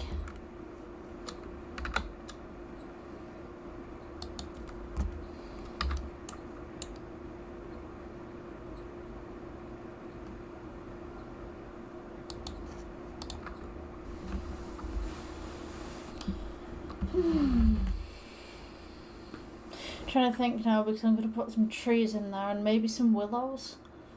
Do I want willows? Willows would look good, but then I think as well maybe leaves on the ground, like make them a little bit more reflective. It might actually bring some more light up at the horse.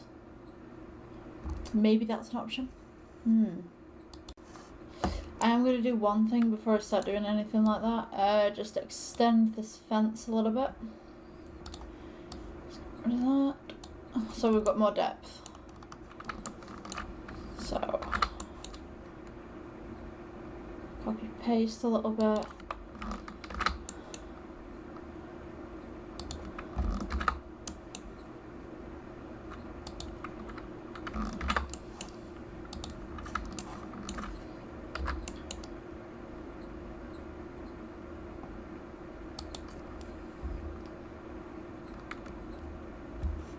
Great, and then we're going to need a little ground, so we're going to add a plane.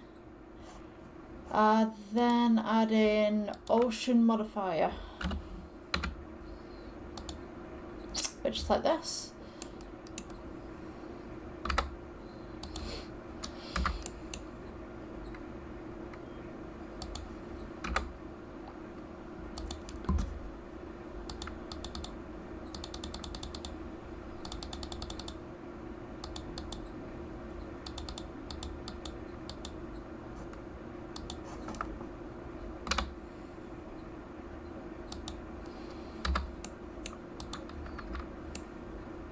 And then we go to particle systems and add the grass in. And ironically, grass is the same particle system that they use for hair.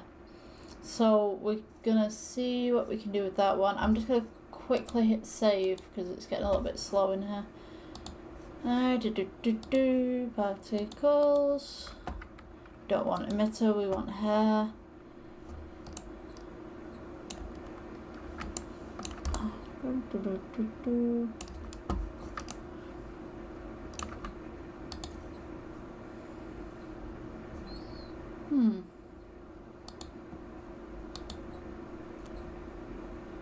Right.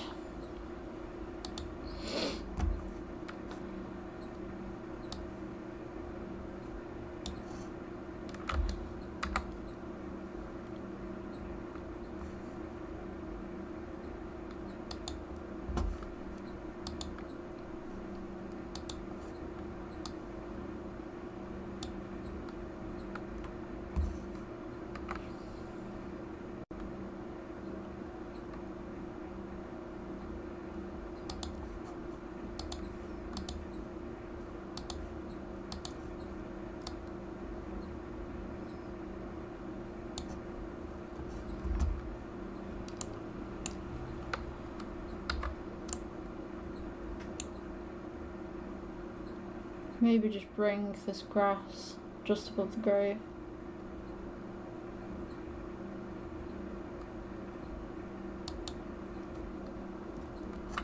And then we want to add some trees.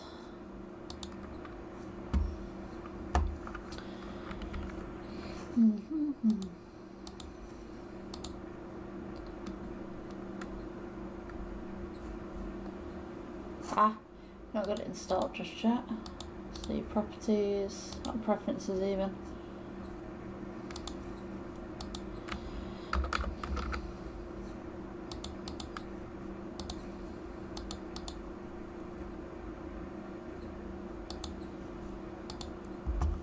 Right, we would like a willow.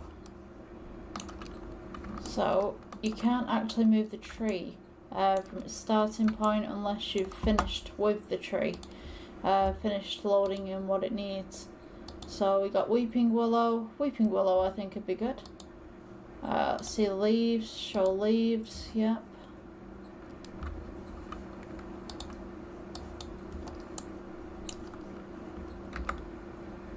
Scale that up a bit.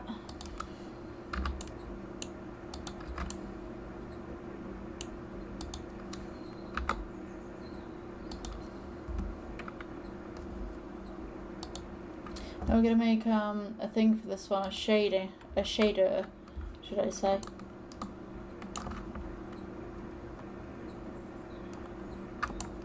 Oh man, came off. Right, let's see. Camera. Let's get back in there. Right, new. And I'm just gonna click off this so that it's not highlighted. Right, so we're gonna want a noise for the tree, noise texture. Scale it up a bit. Add a bump for height.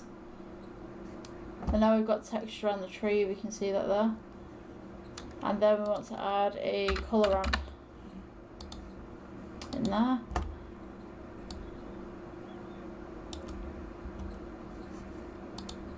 We got some brown shades.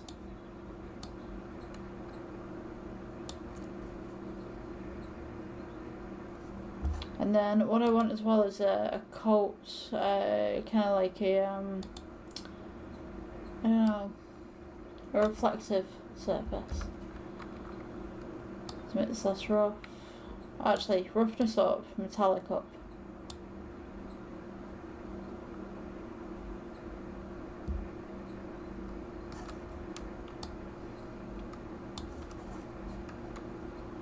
Take the leaves and just basically do the same thing.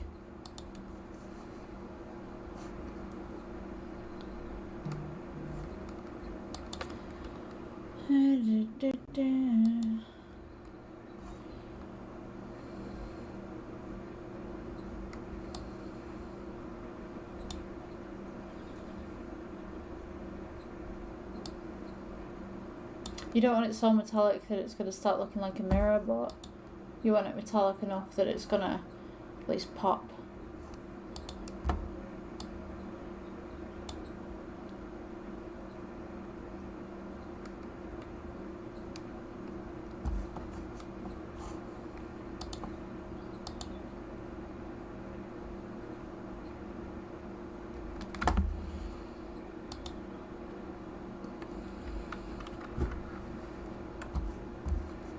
Right, so I'm just going to take these leaves, duplicate them, and just flatten.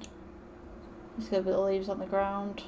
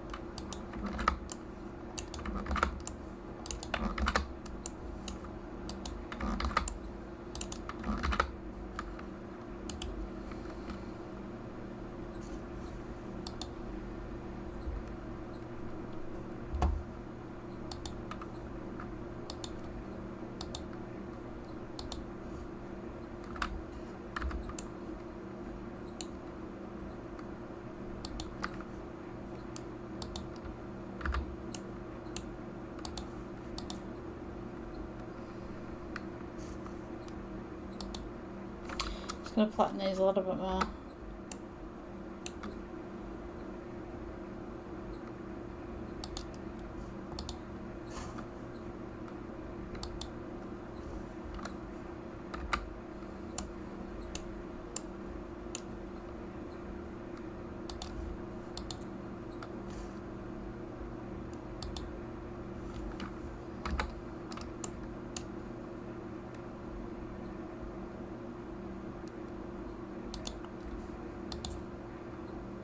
You can't really see them that well, so I'm going to go with another tree.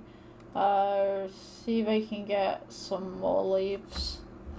And then just delete the actual tree.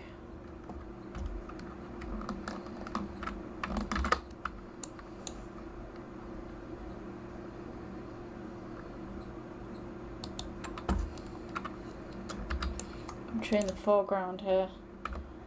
Just rotate that so you can see the character a little better.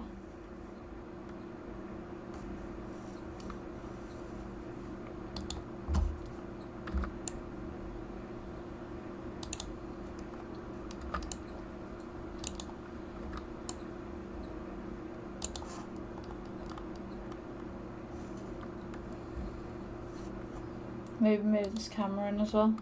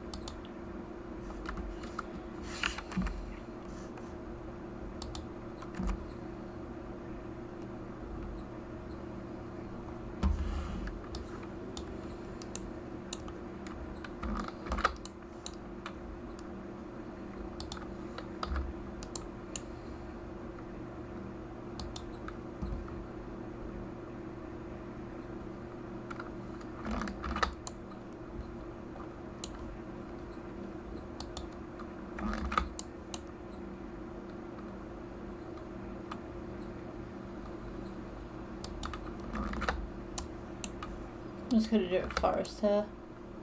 Just seems like the most logical thing to do if there's many trees.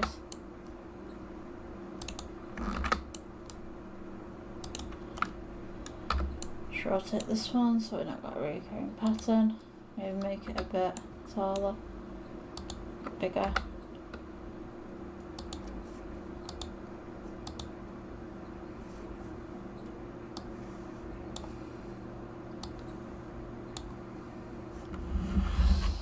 So let that load in a minute.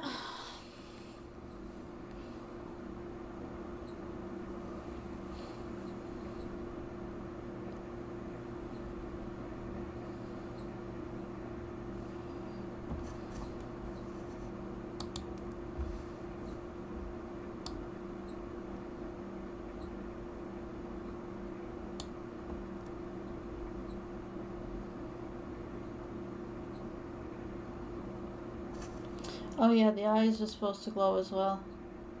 Forgot about that.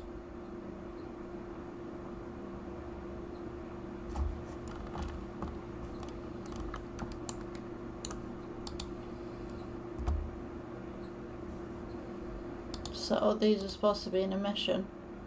Red.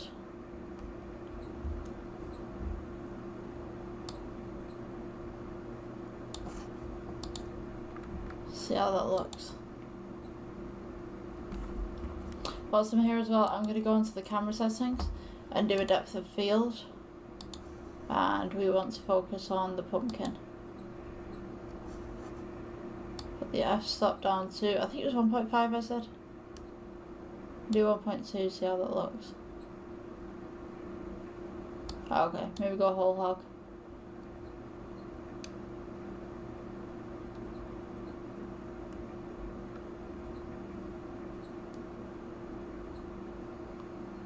Right, so we definitely need some lighting at the bottom here. Let's turn these up a little bit.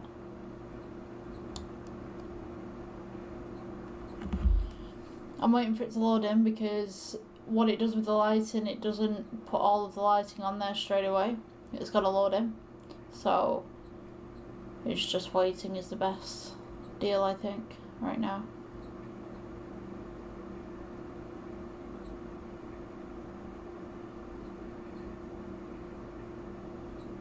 I think I might duplicate some of these candles and just like have them scattered everywhere. That would be pretty cool.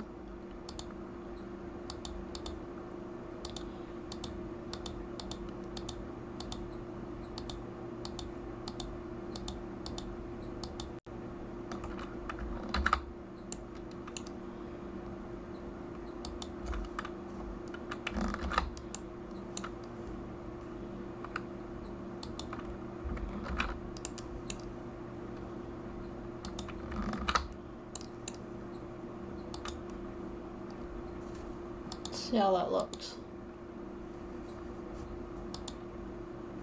Oh my gosh.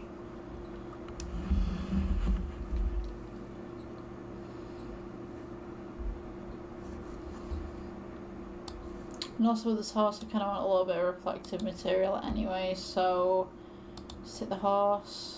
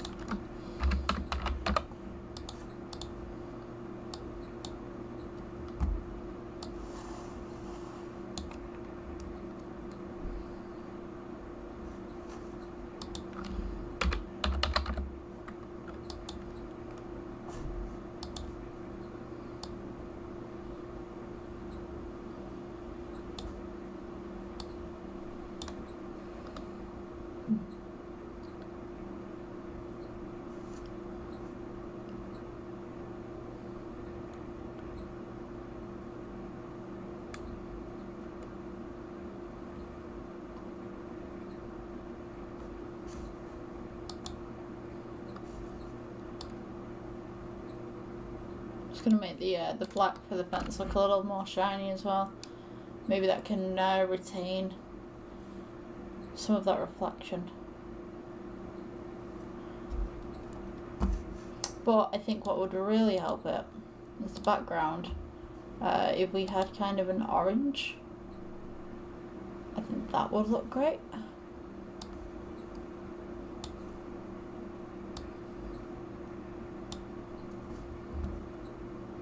Just wait for it to load in.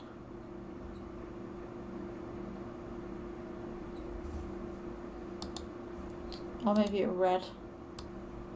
Just bring it up a little bit.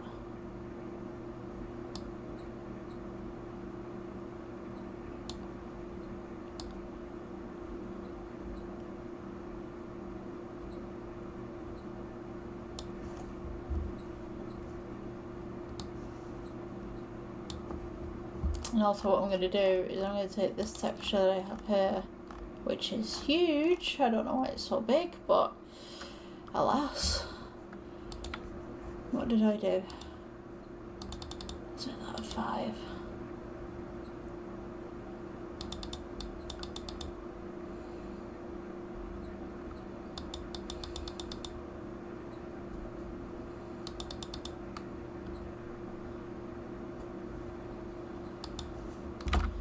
Just gonna duplicate this up, then scale, and hopefully we should have some mountains.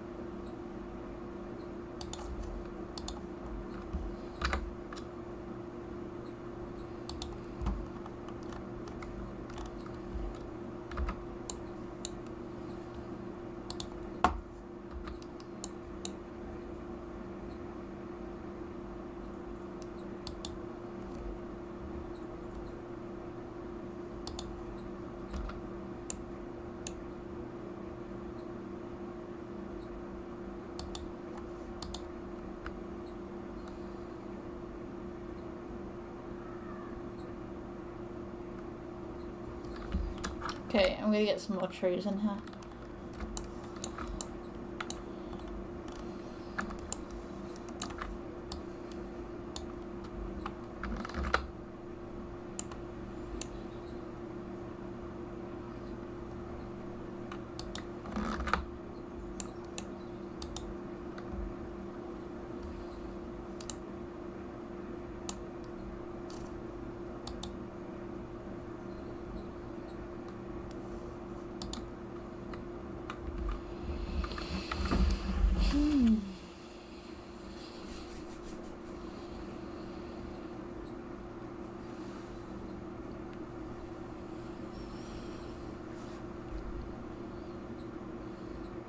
Maybe some lanterns.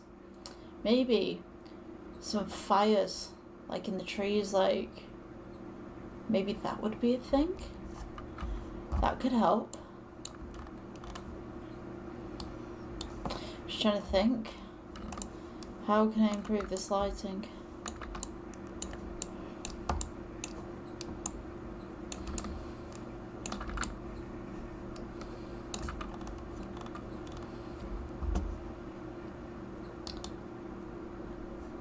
Apart from making the candles brighter.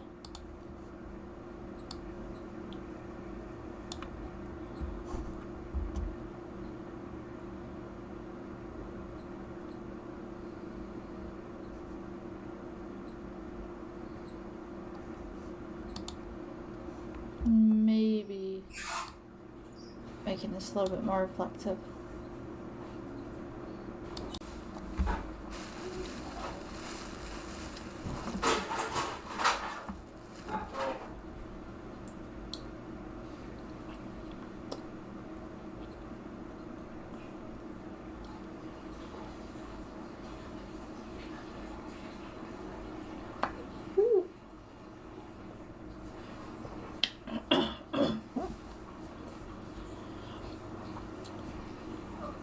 Oh.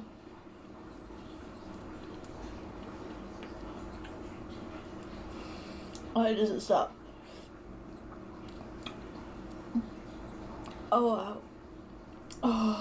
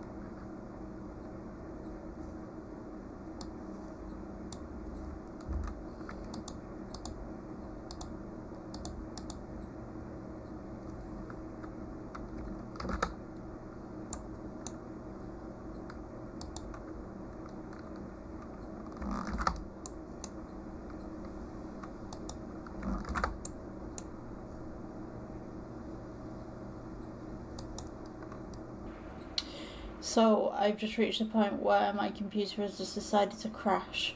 So there is very little I can do for the rest of the project now until I guess I can get a more powerful machine. So yeah, I'm just going to show you what I've got and what I've worked with and see what you guys think, huh?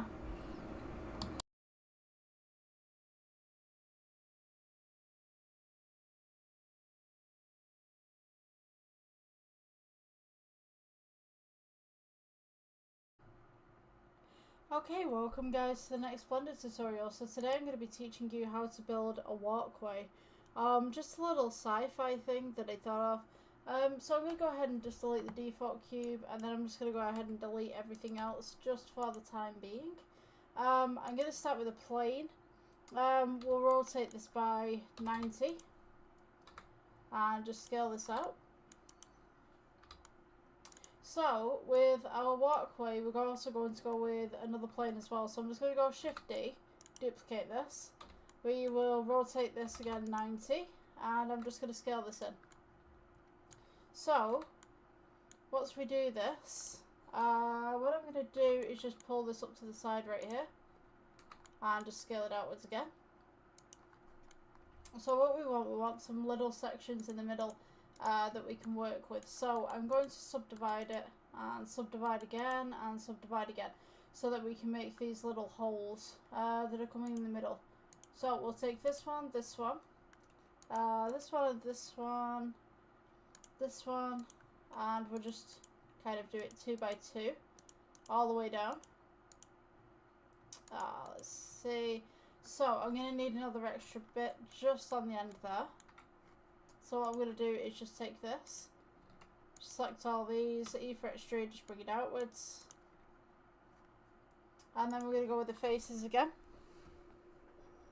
I think someone's burning something in the area, like I thought that was my computer there. Right, okay, so we've got these two, these two, these two, these two, and these two. So we're going to go ahead and click delete faces. So now we've got these holes that are in the middle. We're going to go A, select everything, E for extrude, and then we can go E for extrude again, and we can just scale this inwards just ever so slightly on the bottom.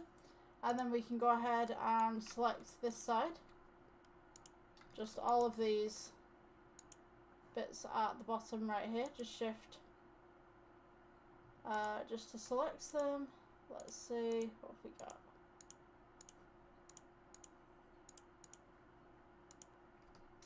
Right, sorry, just 1 second, just selecting everything. Okay, so on this section as well, we're going to go E for extrude, and then we'll scale this in ever just so slightly.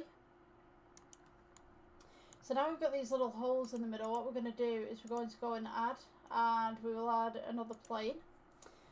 Bring this up just so that it's midway through the platform. Scale it up and then scale it across.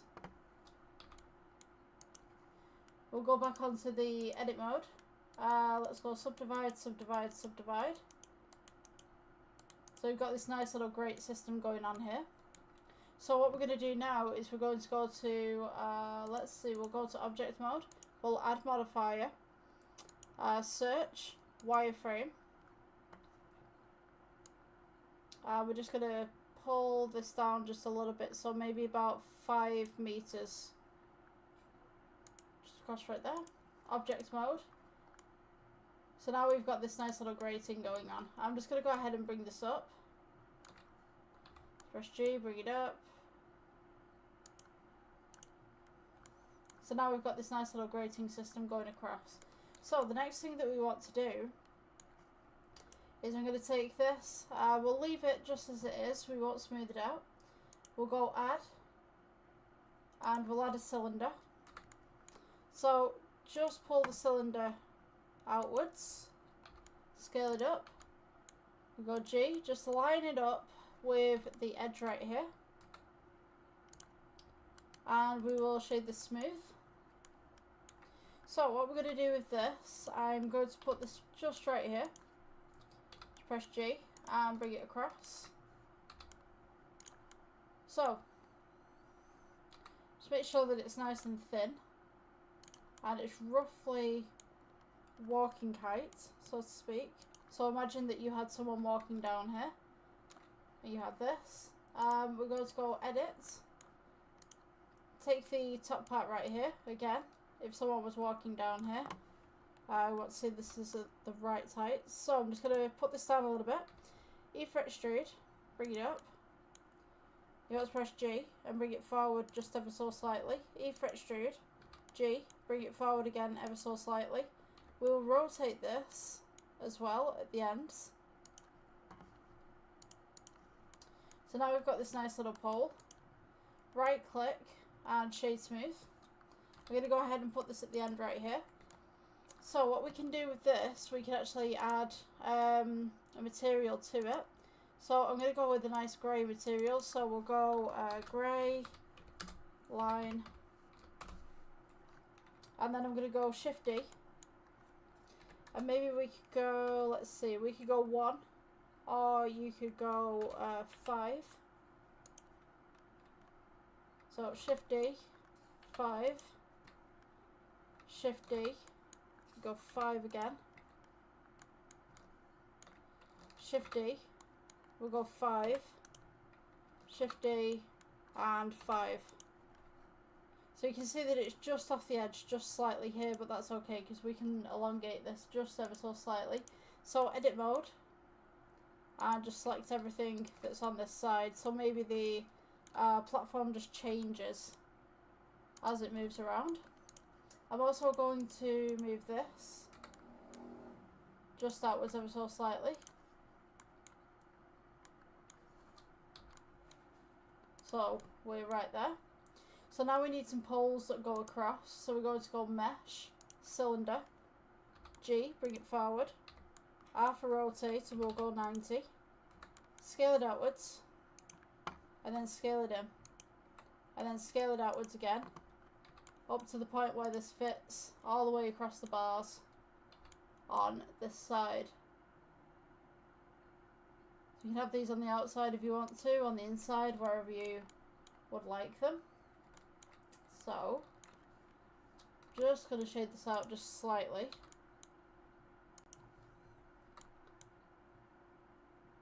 Right, so now we've got a bar coming across. Also, what I'm going to do, I'm going to change this to cycles in a moment.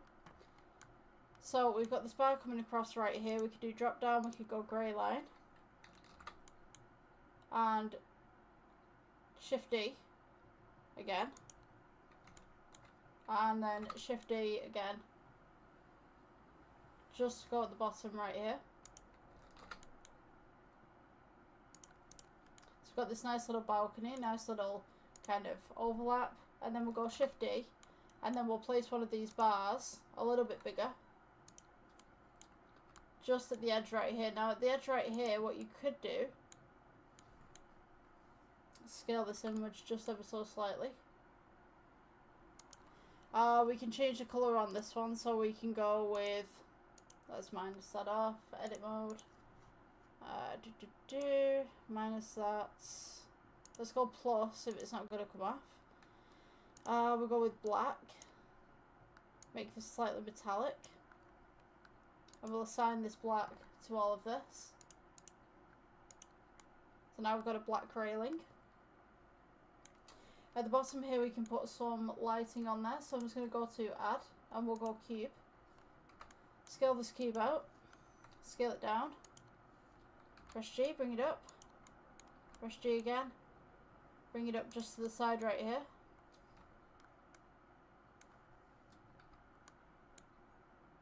And what we can do, we can then stretch this out to the sides, and we can also make this an emission.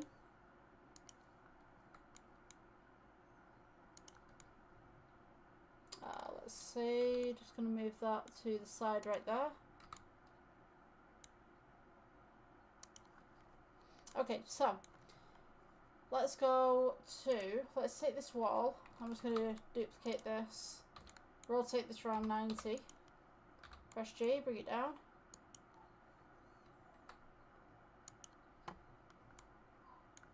And then we'll select this just underneath, and then we'll go with emission, maybe red. So when we render this, you'll notice that nothing's happening currently, which means that we are still on EV. We need to change the cycles. So now we have this nice little red coming in, just at the bottom. I'm just going to intensify this just slightly so you can see through the grates. So if we come over to the grates right here, we can actually see through these. This could be great for, say, if you wanted some bad guys. Maybe it's a bad guys base. You know, this nice little red undertone. And we could even increase that red undertone actually. If I take this and I just go ahead, Shift D, and I duplicate it just on this side, and then Shift D, duplicate it on this side as well, just in the middle. And we should, in theory, get some red hue on the wall right there. So it's nice underlit red. Maybe we can intensify that just a little bit.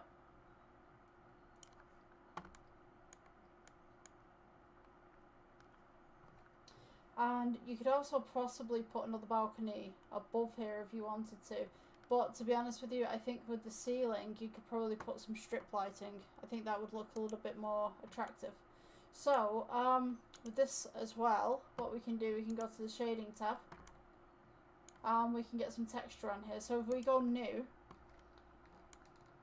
let's add a Veroni. So we go color to base color. We scale this up just a little bit. And then we can go and add a color ramp. Just right here. We can intensify this a little bit. Say take down the roughness. Pull up the metallic. Pull up that roughness just a little bit as well. Okay, so if you want that flat, that's a pretty good kind of thing. What I'm going to do, I'm just going to randomize this a little bit and then just turn these up as well.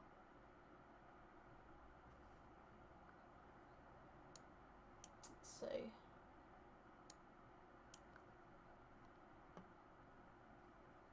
And then maybe we could add a bump just to that as well on the height. So we've got that nice little texture coming in. Just put a little bit diffuse roughness on there. And then these grey bits as well, we could add a little bit of metallic so that they reflect a little bit more light. This wall, make it black.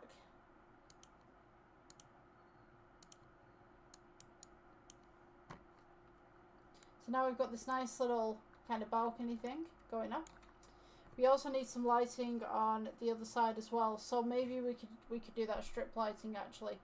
Take this white right here, pull this up. So there's a ceiling, and then the strip lighting that we could add in here. We can do cylinder. Rotate this by 90. Scale this outwards. Oops.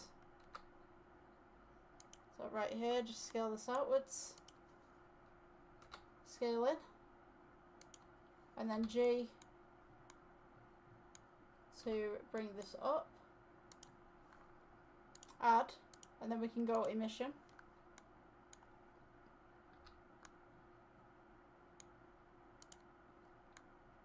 Now we've got this little emission that's coming up from above. You could also take this and you could place it onto the platform itself. Scale it down.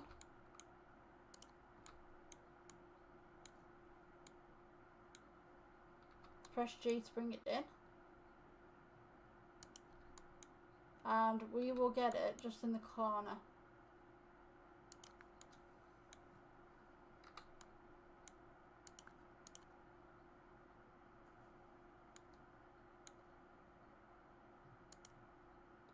And what we can do from here is just turn it up just ever so slightly.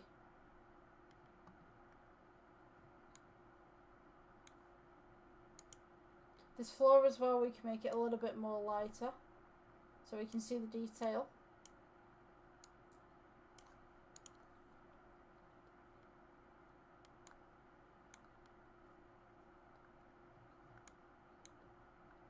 Maybe have some more strip lights just within the scene as well. Let's see if we can just grab that real quick.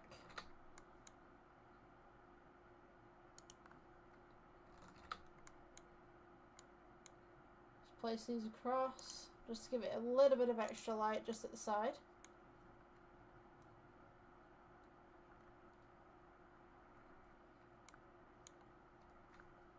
So let's see, layout. Whoa, that's a bit bright.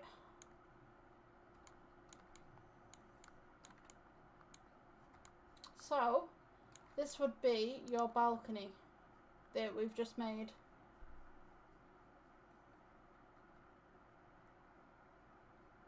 And this could be used in anything really. It could be used in a small project, it could be used in like game design or anything like that. I know Blender doesn't have a game engine anymore. Maybe they'll bring that back at some point, I don't know. But yeah, that was the tutorial for today. What I'm going to do, I'm going to take this and just put it sideways as well. Let me just check that real quick. So, select all of this. Select that light, select that light, and also the wall. I think that will all come together. Shift D. Rotate this by 90, rotate this by 180.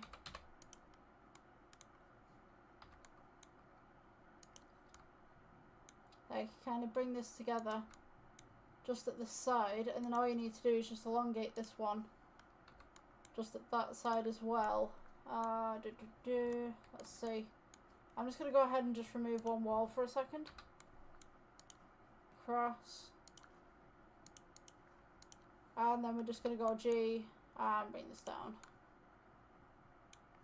So now we've kind of got this double wall thing going on. So you've got a little bit of background. So imagine you're stood there. Let's elongate that bit just ever so slightly. And then this should be the render that you've created. If you can see that. Yeah. So I mean, you could add more to that if you wanted to. I think I might neaten up just this kind of corner right here, and maybe put a corridor or something like that, just going into the abyss wherever it's going. But yeah, that's how you make a balcony in Blender.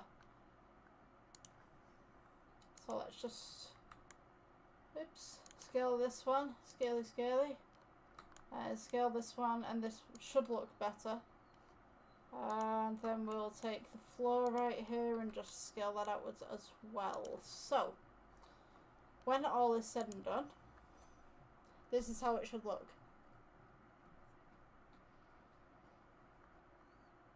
I don't know whether you want to stay for all the kind of flies to go in, stuff like that. I mean, like, you've got denoise as well. Up in the render section that looks like a camera.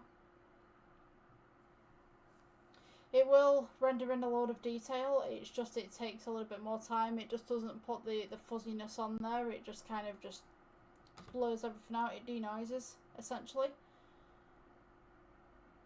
So yeah, if you guys like this tutorial, please like, subscribe, would really help me right now. I guess I'll see you guys in the next one. Bye.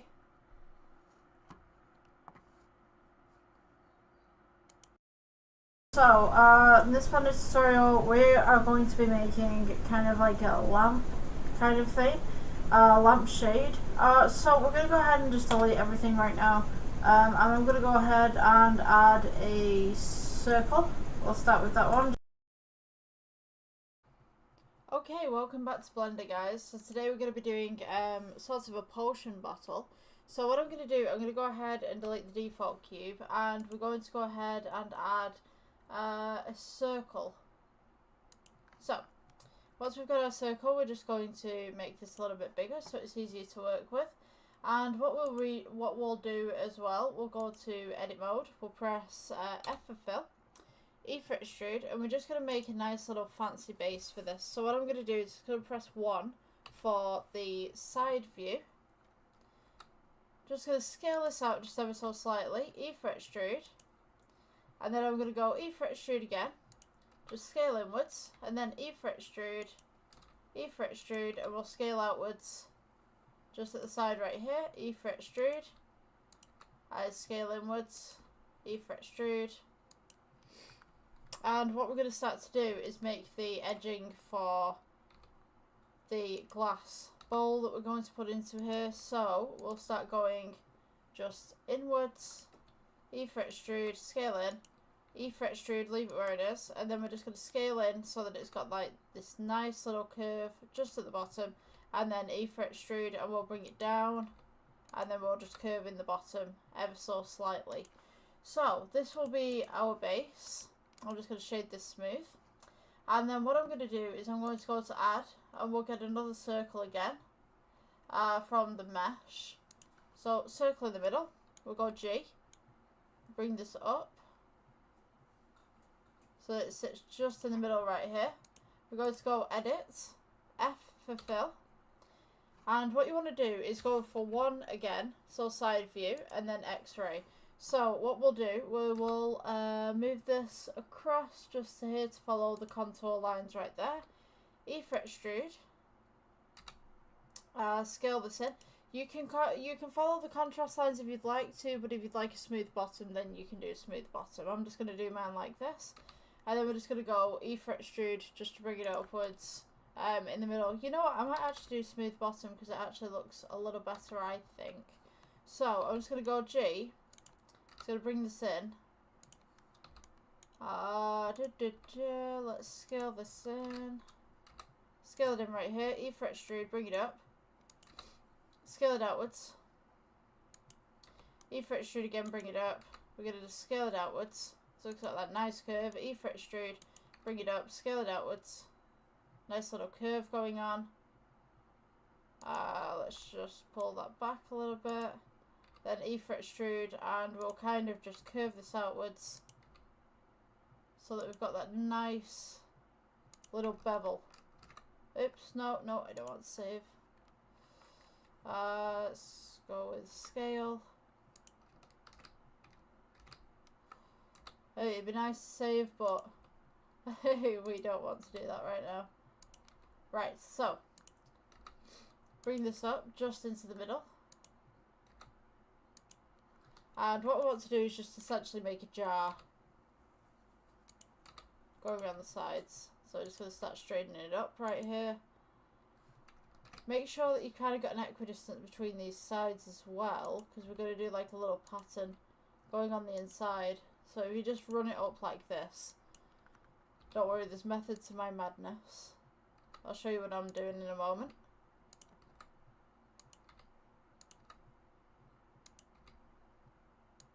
Just run it up down the side just here. E for extrude, bring it in.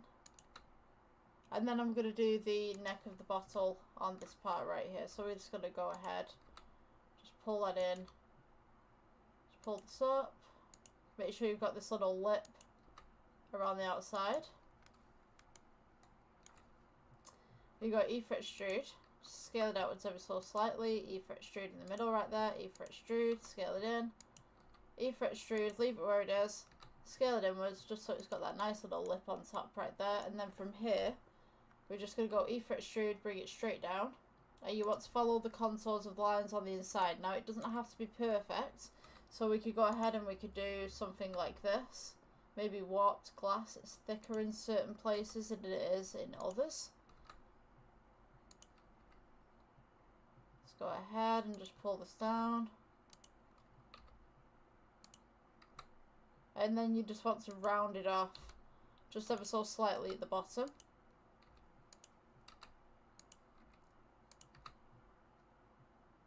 Just as such.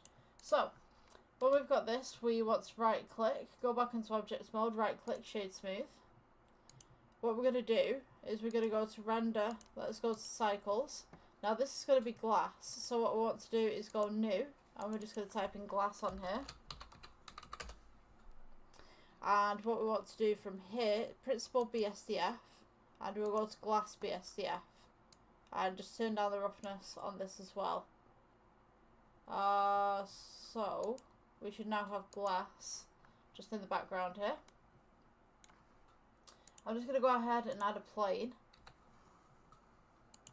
just so that we can see that a little better. And we should have a light in this scene as well, but I can't really see it that well, so let's find this light. Just bring this to the side. Oops. Bring it up a little bit. And then I'm just going to bring it to the side as well. Okay, so now we just need to do this one as a wood kind of colour, or you can do a bronze kind of colour. Let's see, if you want to do bronze, just put the metal up and the roughness down. So for this as well, we're going to need some liquid inside of it, some sort of thing, if this will allow me to do it. Come on. Right, so if we're doing a Halloweeny kind of look on this, what we want to do is we're going to go to add. Let's go to circle. X-ray again, so we can see what's going on. I'm going to press 1. I'm just going to bring this circle up to the middle. What you want to do is follow the contours of the inside parts. So we're going to go edit mode. We'll press F to begin with. E for extrude. Scale this outwards. E for extrude. Scale this outwards. E for extrude. Scale this outwards again. And then we can go E for extrude. Bring this up in the middle. Scale this outwards.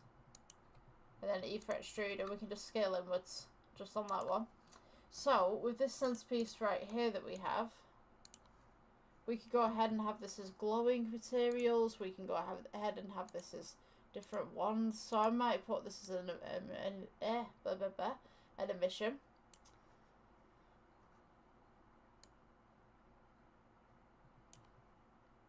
So we've got this kind of toxic green kind of liquid on the inside. And maybe we could just end it there. Maybe we could just have the toxic green on there. I'm going to edit the IOR though. Just kind of make it glass, but not quite as much. So yeah, that would be a little jar with some questionable material in it. Maybe, I don't know, maybe it's slime or something. I don't know. But yeah, whatever your imagination wants to put out there, I guess. So yeah, that will be the tutorial for today. I hope you guys enjoyed, and I will see you in the next one. Bye. Okay, welcome guys to the next Blender tutorial. So today we're going to be doing a little bit of lighting. So what I'm going to begin with, let's just mosey on that down. What I'm going to begin with right here is I've got a cube. I'm going to press delete on this. I'm going to get rid of the lights just for the time being. And I'm also going to get rid of the camera as well. So what we're going to do, we're going to go ahead and you can use a cylinder for this. You can use a circle for this as well. I'm just going to go S and just scale this down and then scale it up. So this will be the base of the lights. We're going to go ahead and go to edit mode. Select your faces just on the side here. E for extrude. Scale in. E for extrude. Scale in. And just leave it where it is. And on the back we don't really need anything. So what we're going to do is let's go for E for extrude, leave it where it is. Scale it in. And then I'm just going to go E for extrude and just drop it. So we'll go to object mode. We'll go to add. And I'm going to go with another cylinder. Now what you want to do is make sure that this cylinder is just about the right size to fit into the little drop down that we've just made. So we're going to press G, bring it up. And what I'm going to do is we're going to go to edit mode. I'm going to take the top face right here, press G, bring it down just ever so slightly. E for extrude, scale it inwards, just ever so slightly. E for extrude, scale it inwards, and then E for extrude, scale it inwards, and just keep going until eventually you reach a point just at the front right here. And then I'm going to go Control R and just roll your center scroll just to make these little lines right here. So this, we're going to go right click, shade smooth. The bottom one as well, right click, shade smooth. So this one right here, what you want to do is we want to go Shift D. I'm just going to duplicate this. So what you can do is just bring it up just at the top there. This one underneath will be our emission piece. So we'll go with material, we'll go add. Change this to light. And we're going to set this to an emission. Now before I set this to an emission, what I'm going to do, let's just undo that one. You don't need to undo that. So I'm just going to place a plane so you guys can see the emission. And I'm also going to go to the render engine and change out EV to cycles. So let's go back to our emission piece right here. And I'm just going to place this on render so you guys can see the emission that comes through. So we'll go to Principled BSDF just here. We'll go to emission. And now we can see that we've got this nice little glow going on. Because this is an outdoors light, I'm going to change this to a kind of yellowy orange. And I'm just going to increase the strength just ever so slightly. So this would generally be a wall light. Next thing that I'm going to do, I'm going to take the base and we're going to go new and we're going to go, this will be black. So let's change this to black. This will be part of the plastic. We'll change this roughness upwards just a little bit. So once we've got that done, we'll take the top part that we've made right here. We're going to go into modifiers and we're going to type in wireframe if it's not down here in your Dropbox. So now we have this nice little wire. So I'm just going to press G and I'm just going to bring it back over the top. Just as such. And we can now mess around with the thickness of the lines that we have.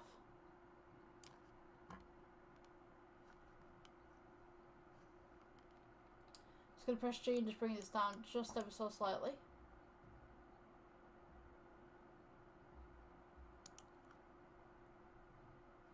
So now we have this nice little light going on. So what we can actually do, if you wanted this as a floor lamp, we could take this. Let's see, so if I just go back onto this mode, I'm just going to go ahead and select everything and just bring it up. We could take this one, we could duplicate this, scale outwards, and we could kind of have a double bubble kind of setting for this.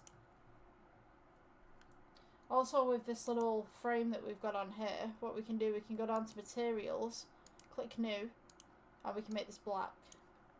Or if you want to make it the same colour as the stand, just click the black there. That way it's all uniform. And that's just basically how you make a wall light.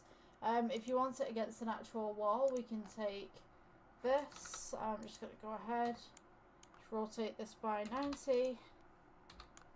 Right, so if you wanted this as a wall light, wall mount, we could press G.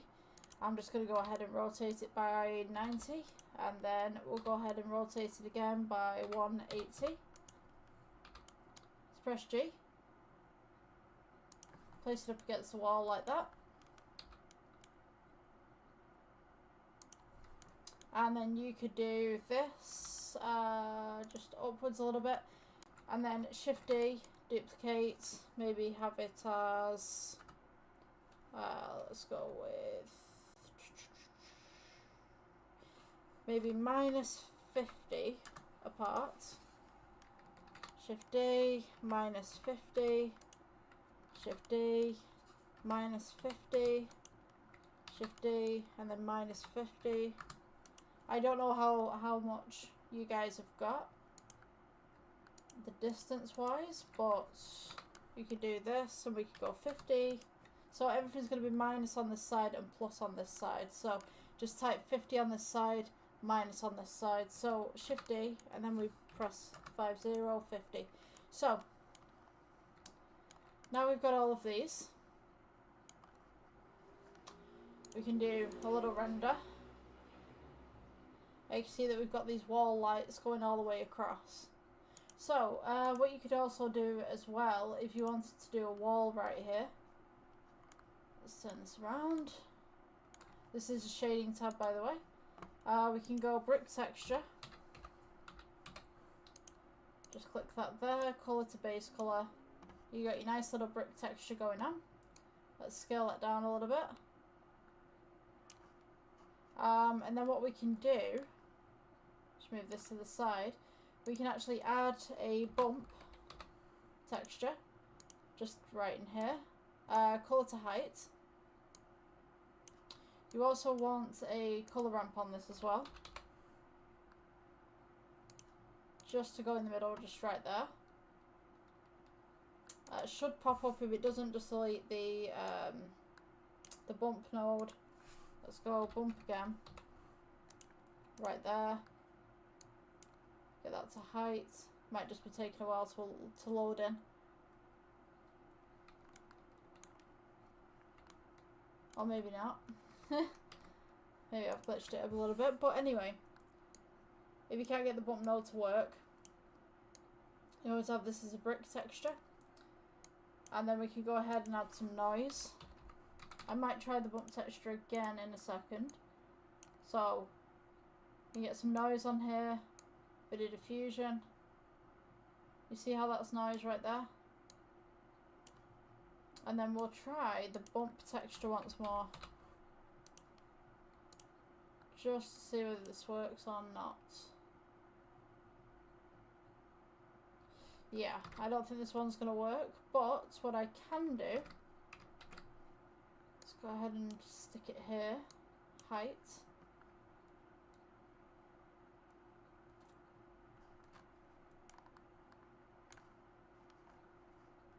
We can change this to the roughness, just in the background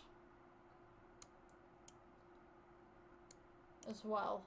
Yeah, I'm going to get rid of that bump node and maybe just have the wall tiles just for show for the moment. So, let's go with layout.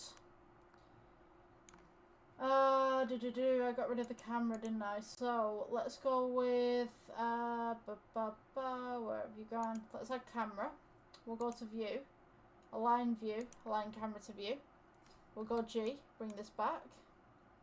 And what I'm going to do is I'm going to focus on this one right here. So if we go to depth of field, take this little dropper right here, select this, and then just lower the f-stop ever so slightly. And we should have this nice little blur that happens around the outside.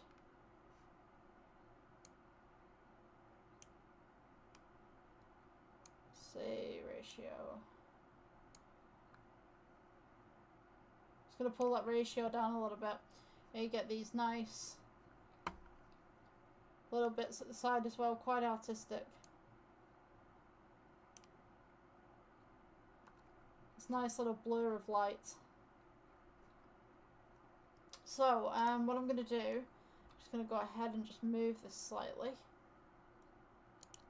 And I'm just going to tone this down just ever so slightly as well.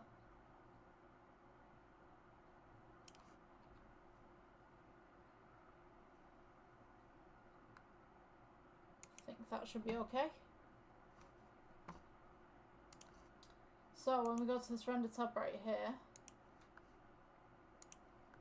we can now get this kind of look where we've got nice little blurs on this side, and we have the blur on this side, and then we have the light that's in focus. And usually I would say to give the brick a little bit of texture, but today it's not working for some reason. So that's the tutorial for today. I hope you liked. Yeah, I'll see you in the next one. Please subscribe. So, yeah, this is the part where my computer crashed when I made this into glass. And, yeah, I'm kind of cautious about doing that right now because I'm just kind of like, should I do this? So I'm just going to I'm going to go ahead and press save. I'm saving this because I'm going to lose my progress otherwise. And then we'll do the shading tabs and stuff like that, and I'll show you how to put some detail to this. So Yeah, let's try this out to begin with. See what happens. If it crashes, it crashes. Yeah. So, oh, sugar, I didn't... Yeah, ignore me putting that as an omission. Sorry, I've been in a lot of omission stuff recently, and I've just been like, yeah, let's put this to omission, like, automatically just put it to omission. So, to make this glass, we want to put this as glass BSDF. Take down the roughness. And I think I had a red.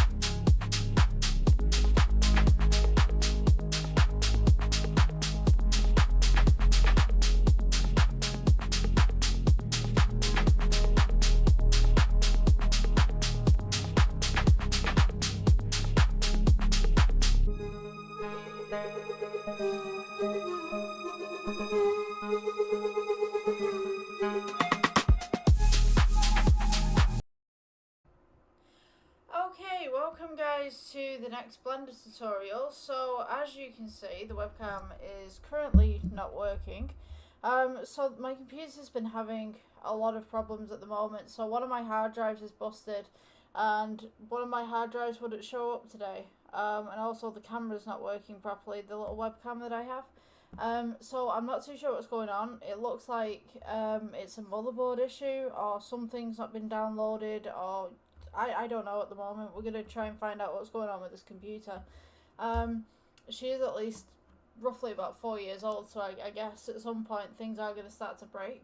So what I'm going to do today, the mic thankfully is working and I can still screencast. So I'm going to show you how to make glowing trees today. And hopefully I can find some sort of solution to these problems that I'm having, because every single day it just seems to be something new that's gone wrong, and it's just it's a big thing. So yeah, let's change to our render settings from Eevee to cycles, and we're gonna go to add. We're gonna go curve, and we're gonna go sampling tree gen. So we also need to get rid of this default cube. Sorry, I'm just gonna backtrack on this a little bit. Also, I need to put the keys on again. My gosh, today's just been like so stressful, because I thought that genuinely one of my hard drives had gone down again, and I thought, like, that's the hard drive that I make everything on. Like, that is something that I really don't want to go down. So we're gonna get the cube out of here. We're gonna get the light out of here as well. We don't need that. Go to your world settings right here in the corner, and we're just gonna go ahead and we're just gonna make everything black, so that when we actually render, the whole background will be black as well. So what I'm going to do is go to add, we're going to go mesh, and we're going to go curve. Sorry, we're going to just go under mesh, go to curve, go to tree sampling gen, and you'll get a little tree just like this. So what you want to do is go to the sampling tree gen right over here in the corner. I'm just going to go ahead and remove these screencast keys so you can see what I'm doing. So right here in the corner, we've got geometry, we have branch radius, splitting, growth. Now you can mess around with these settings as much as you want. I'm looking for the leaves at the moment, so we're going to go show leaves, and then we have these beautiful leaves that come on just here. So I'm just going to make this as a generic tree just for this tutorial because I don't have everything that I need right now, because I'm a little bit concerned about the way that this PC is kind of operating right now. So I don't want to put too much pressure onto it. I just want to find out what's going on, and then I can try and figure out why we've got the problems that we do. So if we go on to the regular render mode, we can see that there's no light coming from this tree. What you want to do, go on to this mode right here, select the leaves, make sure that you don't select the tree because the leaves and the tree are two different objects. We're going to go back to this render mode right here, go to material, you want to press new right here. We're going to go to principal BSDF and then go to emission. And you'll notice now that these leaves all start glowing. So you can change the colour to this any way that you'd like. You can have it kind of like a lime green or something. The original tree is always going to stay the original material. This one doesn't actually have a material at the moment, so we can go with new. And then we can go, say like a dark brown or something like that for that part of the tree. And then all these leaves are glowing. So you can actually reduce the glow if you'd like to as well. Just kind of give it a slight glow so that we can see some of these branches that are going on in the back. I'm just going to go ahead and duplicate this tree right here. Just to give us some different colours and stuff like that. So if we have both of these trees, we can go ahead and take this material right here, just duplicate it so it's material 03, and then we can go ahead and change this one to a different colour from this one. So now we have this kind of very nice pink glowing tree, and then we have this tree right here. If you wanted to, you could add some bump nodes onto the back right here just to kind of give some little impressions. We'll see what's going on. Yeah, that's how you basically make trees glow, like the movies, within this program. And what you could actually do as well, you could take like these leaves right here. So if I could just grab these ones. Okay, so if we go Control D, and then we can duplicate these. So right here, we can actually put this onto a new material, and we could put this as, say, like a principal BSDF. So now we have some leaves that glow, we have some leaves that don't. So this could give us a little bit more definition as well. So we just press G and just bring this up a little bit. We can now kind of get this very funky kind of weird striped tree with a little bit of undertoning going on compared to the solid colour of the emission right here. So yeah, that's the tutorial for today. I hope you guys like it. Please subscribe. I'm going to try and make some more tutorials before my computer completely goes. Hopefully I can get it fixed.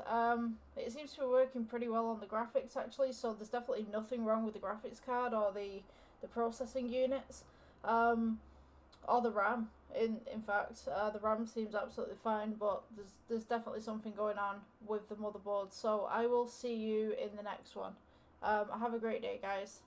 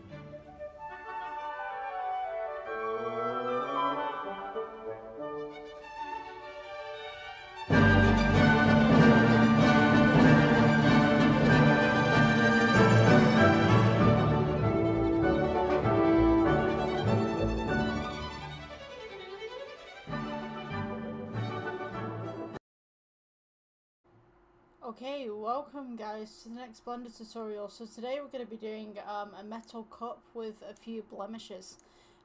So what we're going to do, I'm just going to shrink myself down there. And what I'm going to do is I'm going to delete the default cube and I'm going to delete the camera because we don't need that. Unless you want to make an actual render, then you don't need the camera. If you're just practicing making stuff, then this is going to be a little bit different. Okay, so what I'm going to do, I'm just going to turn on the screencast keys. You guys can see what's going on. And then I'm going to go to add. And we will go with circle. So, just scroll in. What I'm going to do, just scale this outwards just a little bit. Then I'm going to go to edit mode. Press F for fill. E for extrude. And what I'm going to do as well, I'm just going to split the atom, so to speak, here just a little bit. We're just going to go sideways on here, so just number pad 1 go sideways. So on this edge right here that we've just made, what we want to do is we want to scale it out ever just so slightly. And then we're going to go E for extrude and just bring it up, and then we're just going to scale out again, and then E for extrude and we'll bring that up again. So go to sit that there. So we're going to have a cup that kind of blends outwards a little bit. So we're going to go E for extrude, scale this outwards, E for extrude. I'm just going to go all the way up with this actually, depending on how tall you want your cup. Just scale it out. We're going to go for Control R. We'll do a couple of little ridges right here. Now what you can do with this is you can pull them in a little bit. Let's give them some surface. You know, I'm going to actually reduce how many I had. So I'm just going to go Control R and then scroll. Just shape this in just a little bit and then Control R. And then I'm just going to scale this bit out just a little bit there. And then Control R again. We'll scale this out just a little bit at the bottom. So to make the inside of the cup, we should have something like this. We're going to go to this tab right here, which is Toggle X-Ray. So if you go for this tab as well, which is Face Selection, what we're going to do, and I'll show you the edge right here, we're going to go for E for Extrude, scale it inwards a little bit, E for Extrude, scale it in, E for Extrude, leave it where it is, scale it inwards, and then E for Extrude, and we're going to go down, and then scale inwards just ever so slightly. So you see that we have this nice little lip at the bottom. Now we're going to go all the way down the cup, and what you want to do is leave a little gap between the outside and the inside. So if we go E for extrude and just bring this down, then E for extrude again, you can see that we've gone on the outside of the cup.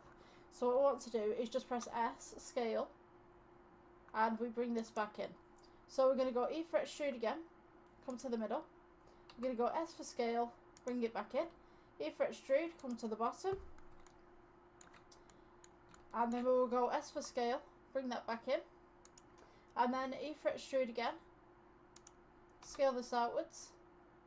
And then E for extrude. And what we're going to do is we're going to just curve this ever so slightly at the bottom. So, just like that. And we're also going to leave a little bit of a gap just between this and that. So then we're going to select this face at the bottom as well. And we're going to go E for extrude, bring it up, scale it in. And then E for extrude, bring it up, scale it in. So then we've got this nice smooth bottom as well. So to smooth this out completely so that we've not got these lines, what we're going to do, right click, and then we'll shade smooth. So to put the texture on this, we'll go to the shading tab, just at the top. And you'll see that we've got our cup right here. So at this point, what I'm going to do is I'm going to go to the render tab and I'm going to go to cycles, change the EV out for cycles. So we're going to click new right here, and this material can be cup. And we're going to make kind of a metal cup and then add some stains to it. So if we go add, we can go noise texture, colour to colour on the noise texture. Now we've got these little bumps and stuff. We can do scratches as well if you'd like. So what we can do is turn up the metallic all the way, turn down the roughness, depending on how rough you would like your cup to be. And then we're going to go to colour ramp and place this in the middle just here. So the more that you bring across the black, the more little black spots you have on there, and the more that you bring the white across, the lighter it gets in the other patches. So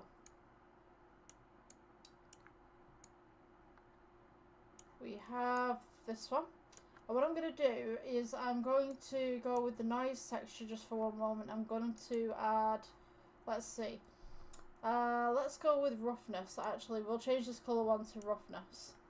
So now we kind of have this nice little thing going on. We can put this to the opposite way. So we've got this nice little shiny cup, but it's got some imperfections on the shine. So what we can do as well, we can actually add, and we can go, I'm going to take these two actually and just pull them down just for 1 second. So that's the roughness part. We're going to go ahead and we're going to add another noise texture. Oops, just in here. I'll just scroll out. Let's go colour to base colour. And now you can see that we've got this kind of staining going on. Going to go ahead and we're going to go with colour ramp again.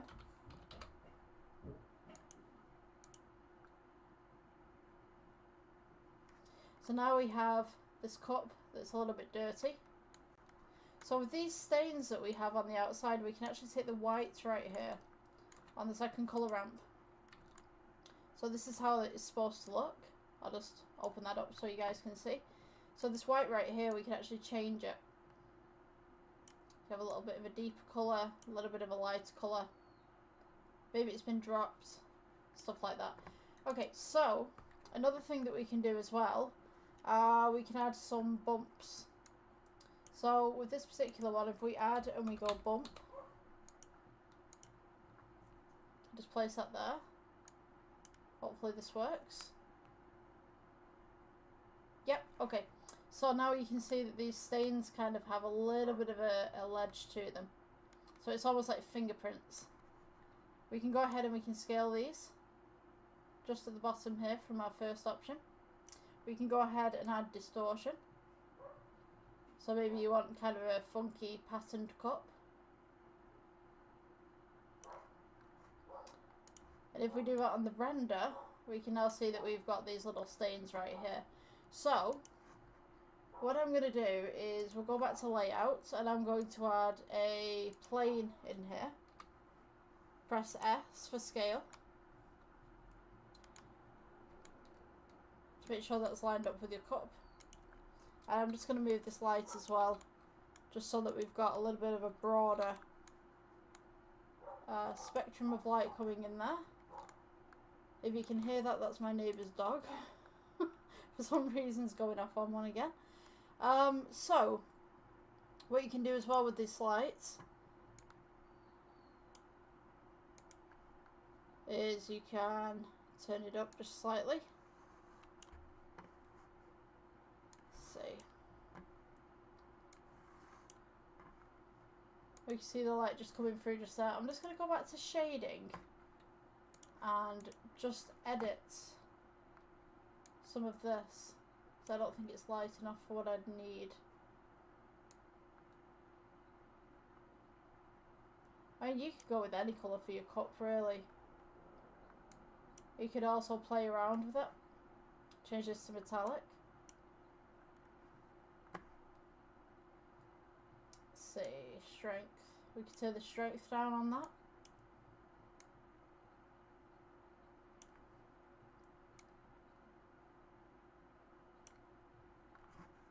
So you see that you've got the nice kind of stains going on. Just turn that up a little bit and that will give us a little bit more of a shine.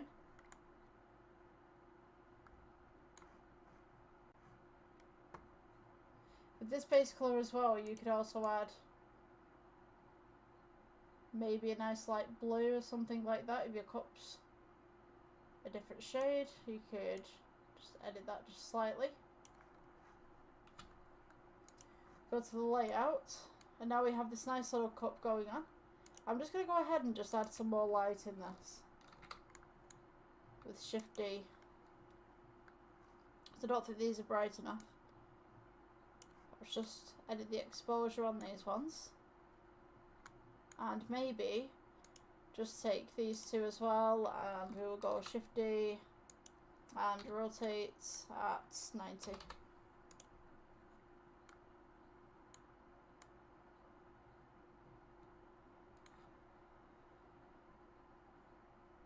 So this is just a basic tutorial on how to get stains on cups and stuff.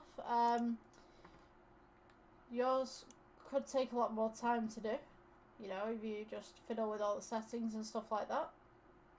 So you could have a cup that's like this, some nice little embossing kind of thing, if you want to call it that. And you could pull it to look like this as well, which is the distance on the bump.